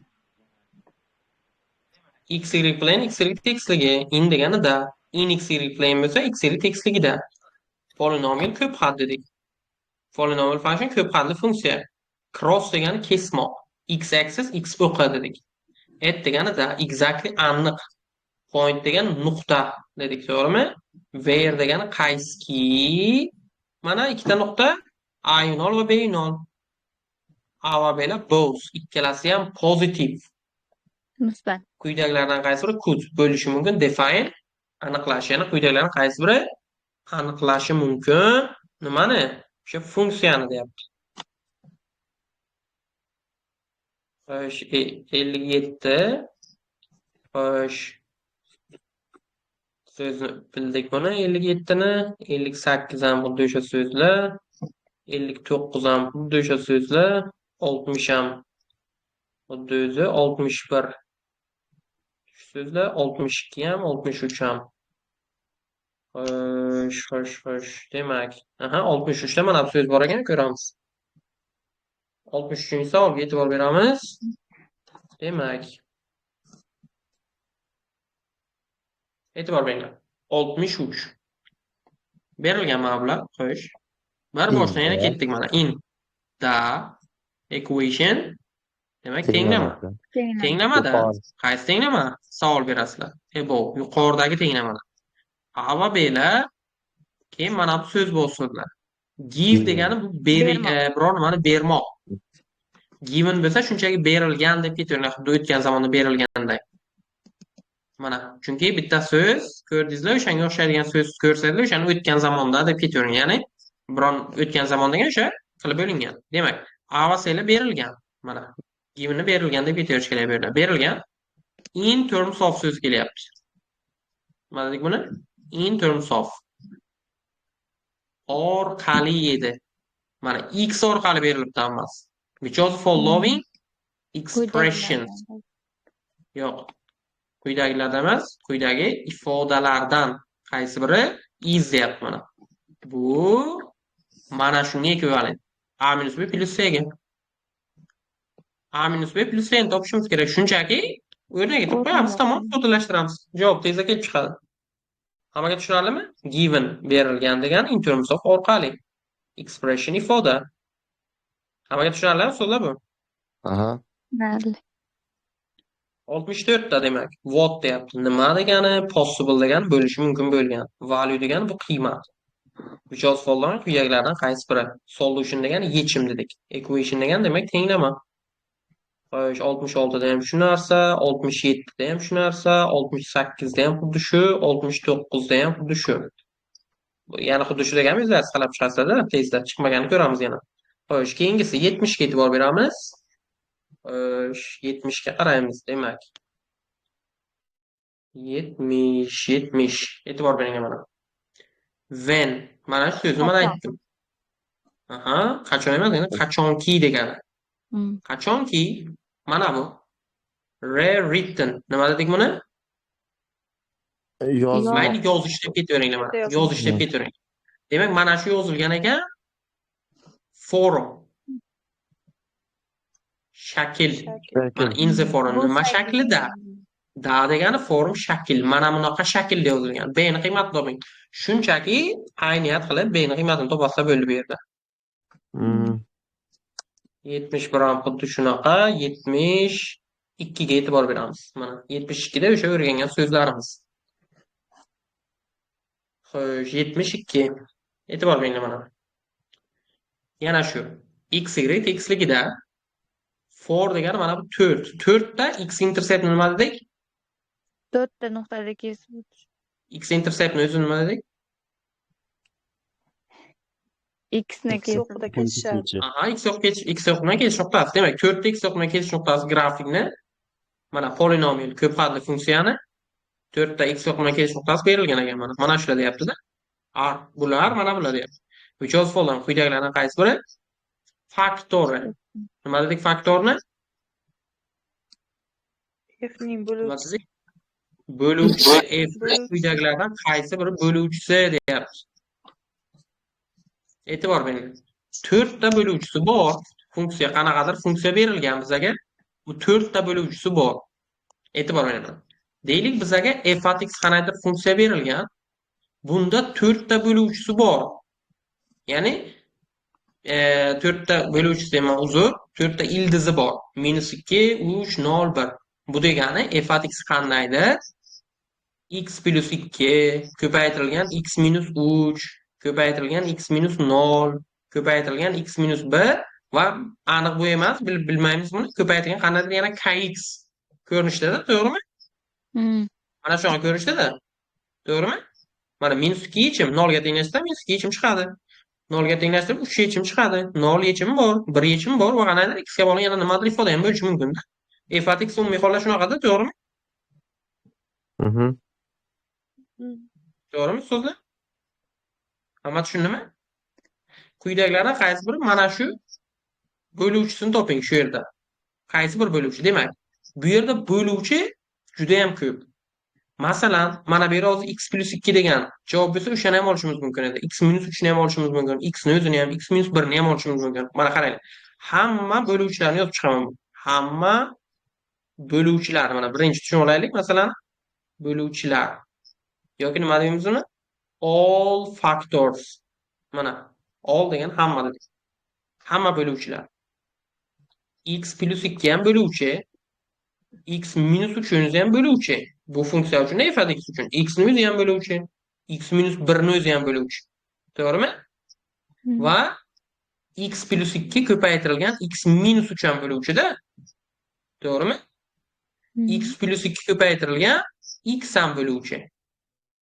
X plus 2 ko'paytirilgan x minus 1 ham böluvchi. To'g'rimi? X minus 3 ko'paytirilgan x ham böluvchi. X minus 3 ko'paytirilgan x minus 1 ham böluvchi bo'luvchi. To'g'rimi? Yoki x ko'paytirilgan x minus 1 ham böluvchi. Yoki mana bu uchalasini ko'paytmasi ham böluvchi. 3 ta kombinatsiyadan olsak. Shu yerda mana ikkitali kombinatsiyadan olsak, masalan, menimcha kvadratlik shuncha ikkitali kombinatsiyalar aytgan. Mana shularning ichidan bittasi bo'lishi mumkin, qaysi bir bo'lishi mumkin mana. Bular berilmagan, bu böluvchilar. Mana bular berilmagan. X minus 1 berilmagan. Xo'sh, mana buni ikkalasini ko'paytsak, x plus 2 va x minus 3 ni. X kvadrat minus x minus 6. X kvadrat minus x minus 6 bormi? Yo'q. Bu emas ekan. X kvadrat plus 2x bormi? Yo'q. Bu-chi? X kvadrat X minus x minus 1 bor ekan. mana bor ekan-a? Mana bunga qaranglar. Teng. Ochib chiqinglar. X kvadrat plus x minus 2. Yo'q-a? Yo'q. Yo'q, u ham yo'q. Yo'q ekan. A javob Ha, bor bu ekan. xato ekan. Bu X xato ekan. ko'paygan Mana bir bu bor. x kvadrat minus 3x. Bu ham yo'q ekan. Bu-chi? X kvadrat minus 4x plus 3. Mana bu yo'q ekan. Aha, bu-chi? X kvadrat mana bor ekan mana. Demak, x kvadrat minus 2 o'zi. Demak, javob A javob ekan. Hammaga tushunarlimi so'zlar? Endi bunaqa yozib o'tirmasdan tezsa, og'zaki ishlayam bo'laydi. Mana shu tez. Buni yozdim-da, hamma yechimlar. Kim tushunmadi so'zlar buni? Tushundik. Demak, in da dedik. X y plane x y teksligi. Demak, in x y plane bo'lsa, x y teksligida. Xo'sh, for 4 ta x intercept degan x o'qi bilan kesishish nuqtasi dedik. Xo'sh, grafigi polinomial degan, demak bu ko'p xat dedik. Mana ko'p xat funksiya mana shunga teng. Which of following quyidagilardan qaysi biri faktor deyapti. Faktor degan bu böluvchi. Quyidagilardan qaysi biri deyapti? Bu böluvchisi. Xo'sh.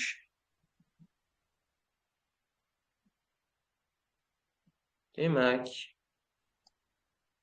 73 xuddi shu so'zlar. Xo'sh, e'tibor beramiz 73 ga. Xo'sh, qaraymiz. 73 ga e'tibor beringlar. Expression so'zi kelyapti. Expression degani ifoda dedik. Ifoda mana bu can be kelsa yoki could be kelsa buni bo'lishi mumkin dedik. Demak, ifoda bo'lishi mumkin ekan. Nima?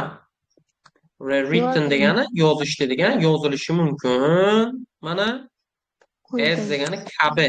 Mana bunaqa kabi yozilishi mumkin. Where degani qaysiki ABC lar integer. Ya'ni butun sonlar ABC'lar. What's the greatest step? Greatest degani sonlar e'tibor beringlar. Eng katta degani. Qaranglar. Great degani o'zi bu katta degan ma'noda keladi. Ingliz tilida mana shu so'zni orqasiga demak ECT ya'ni ECT qo'shimchasi qo'ysak eng degan ma'noni bildiradi. Demak eng katta degani. Demak yozilgan mana shunday. Xo'sh, as degani bu kabi dedik, where degani qaysi dedik. Integer butun son dedik. What's the greatest eng katta? Possible degani bu bo'lishi mumkin bo'lgan value degani qiymat. Eng katta bo'lishi mumkin bo'lgan qiymatini toping a minus b ni. Xo'sh, mana bu ifoda mana bunday yozilgan. Demak, ochib chiqadigan bo'lsak, mana, ya'ni x plus a ni va ko'paytirgan x plus b ni mana bunday yozilgan deyapti. X kvadrat plus cx minus 12 ko'rinishi yozilibdi. ABC'lar butun son ekan bu. Eng katta bo'lishi mumkin bo'lgan qiymatni toping a minus b ni. Bu degani biz a ni katta olishimiz kerak, b ni kichikroq olishimiz kerak-da. To'g'rimi? Xo'sh, mana ochib chiqsak x kvadrat plus x ni a plus b plus ab. Xo'sh, x kvadrat plus cx minus 12. Xo'sh, bu yerda nima kelib chiqadi? Sani x a plus b ga Bunday qilish shart emas ekan-ku o'zi, bunday qilish shart emas. Bunday qilish shart emas, qaranglar. Buni eshitib biladi. V teoremasini qo'llaylik shu yerda. Qaranglar. V teoreması. Ya'ni mana bunga teng, ya'ni bizda ko'rinib turibdi, mana bu minus a va minus b yechim. Minus a bilan minus b yechim. Bu bunga teng. V teoreması nima? Yechimlar ko'paytmasi x1 x2. Ya'ni mana bunday yozaylik. x1 minus a ga teng, x2 minus b ga teng. x1 ko'paytirilgan x2 nimaga teng?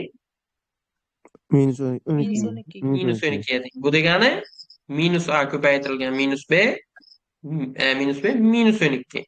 Bu degani demak a b minus 12 ga. Mana va a va b'lar butun sonlar deyapti. Bizda maksimalni topishimiz kerak a minus b ni. Mana. Shuni demak butun son bo'lgandan keyin qanaqa qiymatlar bo'lishi mumkin masalan? 12 bilan minus a demak 1 bo'lishi mumkin, b a 1 bo'lishi mumkin, mana a b minus 12. A demak 2 bo'lishi mumkin, b masalan minus 6 bo'lishi Minus mumkin, 6. a 3 bo'lishi mumkin, bu minus 4 bo'lishi mumkin. 4 bo'lsa minus 3 bo'ladi mana. 6 bo'lsa minus 2 bo'ladi. 12 bo'lsa minus 1 bo'ladi, to'g'rimi? Va shuni yana minusliklari ham bo'ladi. Lekin bizda maksimal qiymatini so'rayapti. Shuning uchun a ni minus olmaymiz. Musbat olamiz, b ni eng kichik olamiz. B ni eng kichik manfiy olamiz. Shunda a minus b eng katta bo'ladi-da. Ya'ni a ni man 1 tanlayman, b ni minus 12 tanlayman. Shu holatda nima bo'ladi? A minus b 13 ga teng bo'ladi. Mana. Ajoyib. Hammaga tushunarlimi so'zlar? Noto'g'ri tanladingiz. 12 bilan minus 1. Yo'q, to'g'ri bo'ldi. Bir ayrilgan 12 minus bilan 12 minus 1 bo'lsa qo'shilib keyin Yo'q, 13 bo'ladi.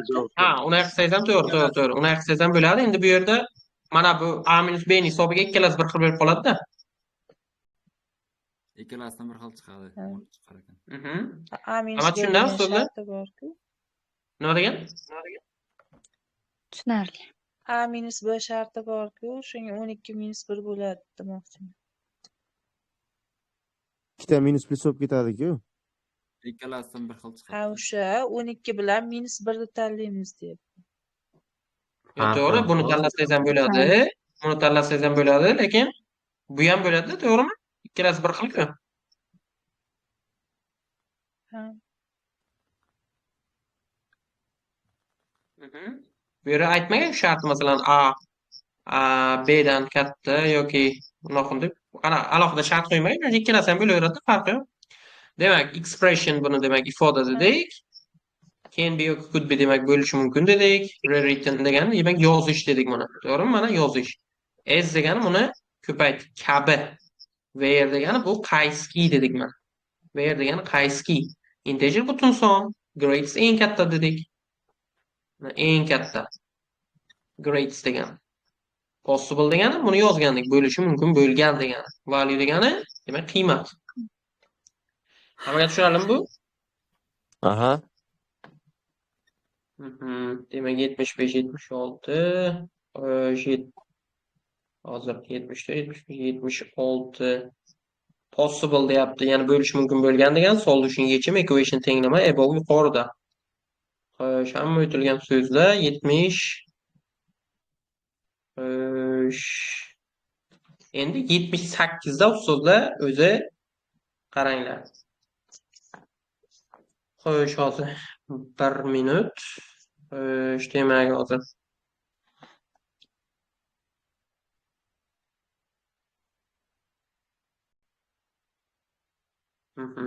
qaranglar. Demak, 78 da xuddi matnli masalaga o'xshagan bitta masala berib qo'yibdi shu mavzuda. Mana 78 ni mana berib qo'yamiz. E'tibor beringlar.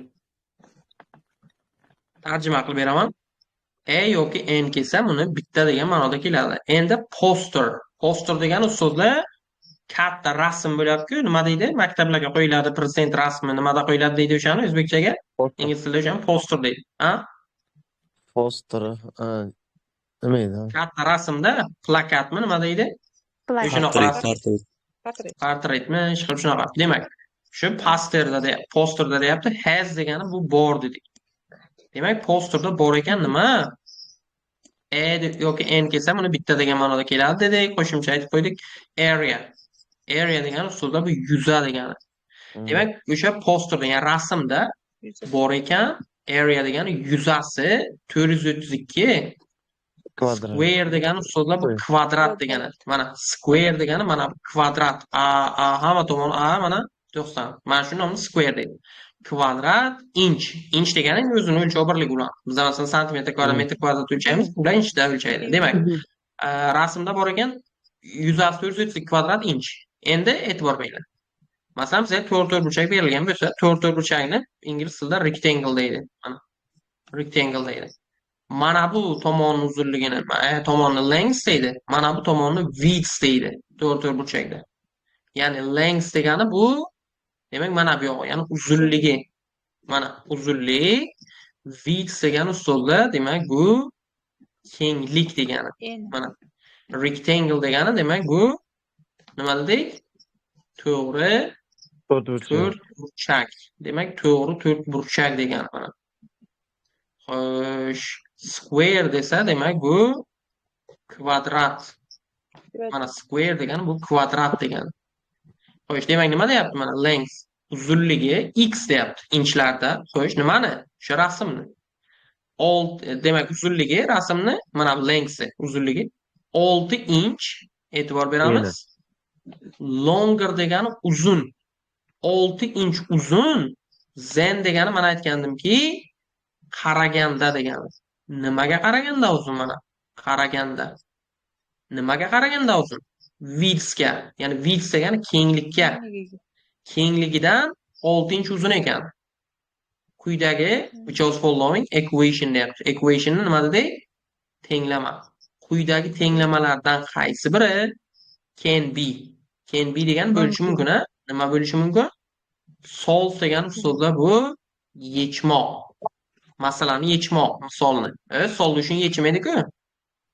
Bu yechmoq solve degan. Solution esa yechim edi. Demak, quyidagi tenglardan qaysi biri yechilishi mumkin? Nima qilish uchun? Determine qilish uchun deyapti. Determine degani so'zda bu aniqlash. Mana aniqlash uchun. Nimani aniqlash uchun? Uzunligini, rasmni uzunligini aniqlash uchun quyidagi ya'ni aytilgan gaplarni nima tenglama ko'rinishida yozishimiz kerak. Demak, yuzasi 432, uzunligi x ga teng va u 6 inch uzun kengligidan. Demak, uzunligi mana bu x ga teng bo'lsa, mana bu x - 6 da. To'g'rimi? To'g'rimi? Demak, 432 nimaga teng bo'ladi? X ko'paytirilgan x - 6 ga. Nima javob bo'ladi? B javob. Mana shuni so'rayapti bizdan. Tushundingizmi ustozlar? Tushunarli. Kim tushunmadi? Mana shuni. 6 ga uzun desa x + 6 mi? Yo'q, bu yerda nima demayapti? uzunligi Uzunligi x x. deb oling. Mana uzunligi x bu 6 inch uzun nimaga qaraganda? Widthga qaraganda. Yani Demak, widthsi bundan 6 qisqada. X - 6. Ha, ha, Hammaga tushunarlimi? Ha. ha. Demak, mana hozirgi so'zni esda saqlab qolishimiz uchun, demak, qaytadan yozishlaringiz kerak. Mana shunday mana e yoki n kelsa bitta ekan, poster degan qanaqadir bir rasm ekan, o'zi bu tarjima qilmasangiz ham bo'ladi. Nimadir deb ketaversangiz ham bo'ladi. Have yoki has kelsa, demak, buni bor degan ma'noda Bor. keladi dedik. E yoki n kelsa, buni bitta. Area Area yuza. yuza. Yuza. Area yuza. Aha. Square Square, degan bu kvadrat. kvadrat. Hmm. Rectangle bo'lsa, To'rtburchak. rectangle. To'rtburchak. Length, Eni, endi Uzunligi. uzunlik, aha, width, uzunligi, width kengligi. kengligi. Kenglik. Shu longer degani ustida uzunroq, uzun degan ma'noda keladi. Mana bu zen qaraganda, Qaragan. mana qaraganda. Masalan, 6 inch uzun. Nimaga qaraganda mana o'sha nimaga qaragandaligini zen ko'rsatadi. Kenglikka Nimaga qaraganda qaraganda. uzun? Kengligiga qaraganda uzun. Which was following equation. Equation tenglama dedik. Which was following equation quyidagi tenglamalardan qaysi biri can be degani bo'lishi mumkin. Nima bo'lishi mumkin? Solve degani yechmoq. Ya'ni yechilishi mumkin. Quyidagi tenglamalar qaysi biri nima qilish uchun determine deyapti mana. Determine ni aniqlash dedik. Nimani aniqlash uchun? Length deyapti yana. Nimani aniqlash uchun? Length. Uzunligi. Uzunligini aniqlash uchun. Poster rasmni. Hammaga tushunarlimi so'zlar bu? Tushunarli. Xo'sh, demak bu birinchi mavzu, ikkinchi mavzuda ham xuddi shu so'zlar exponents va root degani. Bu yerda o'zi nechta masala bor ekan? Demak, xo'sh, 44 ta masala, bu yoqda 76 ta masala edi va kompleks sollar degan mavzu bor. Uchinchi mavzu. Bu yerda o'ntagina masala. Xuddi shu so'zlardan foydalanilgan. Keyingisi general formula deb qo'ygani, nechta savol bor ekan? Xo'sh, 4 ta ekan. General formula degan joygacha. Xo'sh, funksiya ularni grafiklarini keyin o'tamiz. Demak, hozir vazifa birinchi, ikkinchi, uchinchisi va general formula degan joygacha yechib chiqinglar hozir. Xo'sh, ya'ni nechinchi bet bo'lyapti bu? Kitob o'zini betidan 39-betgacha. Kitob o'zini betida 39-betgacha. Mana bu poyst bor-ku, undagi 39 emas, kitob o'zini beti. Undan ikkalasi har xil bo'ladi-ku. 39-betgacha mana shu tashlagan kitobimni. Hozir vazifa guruhi ham qilib qo'yaman. Bu yerda chalkashib ketmaysizlar. Bu yoqda chiqmagan savollarni muhokama qiladigan guruh qilamizda. Kimdadir savol bormi so'zda? Menda bitta savol bor edi. Aha. Anavi shu SATdan necha ballgacha olsak ana sertifikatni beradi, nechta savol bo'ladi, necha minut vaqt beradimi ishlashga, shuni bilmoqchi edim-da. O'zi demak 44 ta savol bo'ladi. 44 ta savol o'zi maksimal balli 800 ball. O'shandan 800 dan 700 olishingiz kerak. Xo'sh. Shu yuqori birinchi darsga ko'rganmisiz? Birinchi darsdagi o'sha aytgan mavzularimdan tushadi. Bo'ldi, elementar matematika. Qiyin emas. Oson 700 olish yo'qda. SATdan. Keyin 70 hozir 70 minutdami? Ha, 70 minut vaqt beradi. 44 ta savol. Ikkita qism bo'ladi-da. Birinchi qism 22 ta savol, ikkinchi qismda 22 ta savol. Kalkulyator ham ishlatishingiz mumkin, o'zingiz olib borsangiz. Xo'sh, tamom. Shu mana shu savollar. Endi birinchi 3 ta mavzudagi savollarni ko'rdik-da. Boshqa mavzular ham bor, buni ham ko'ramiz hali. Xo'sh. Demak, 44 ta savol, 70 minut vaqt.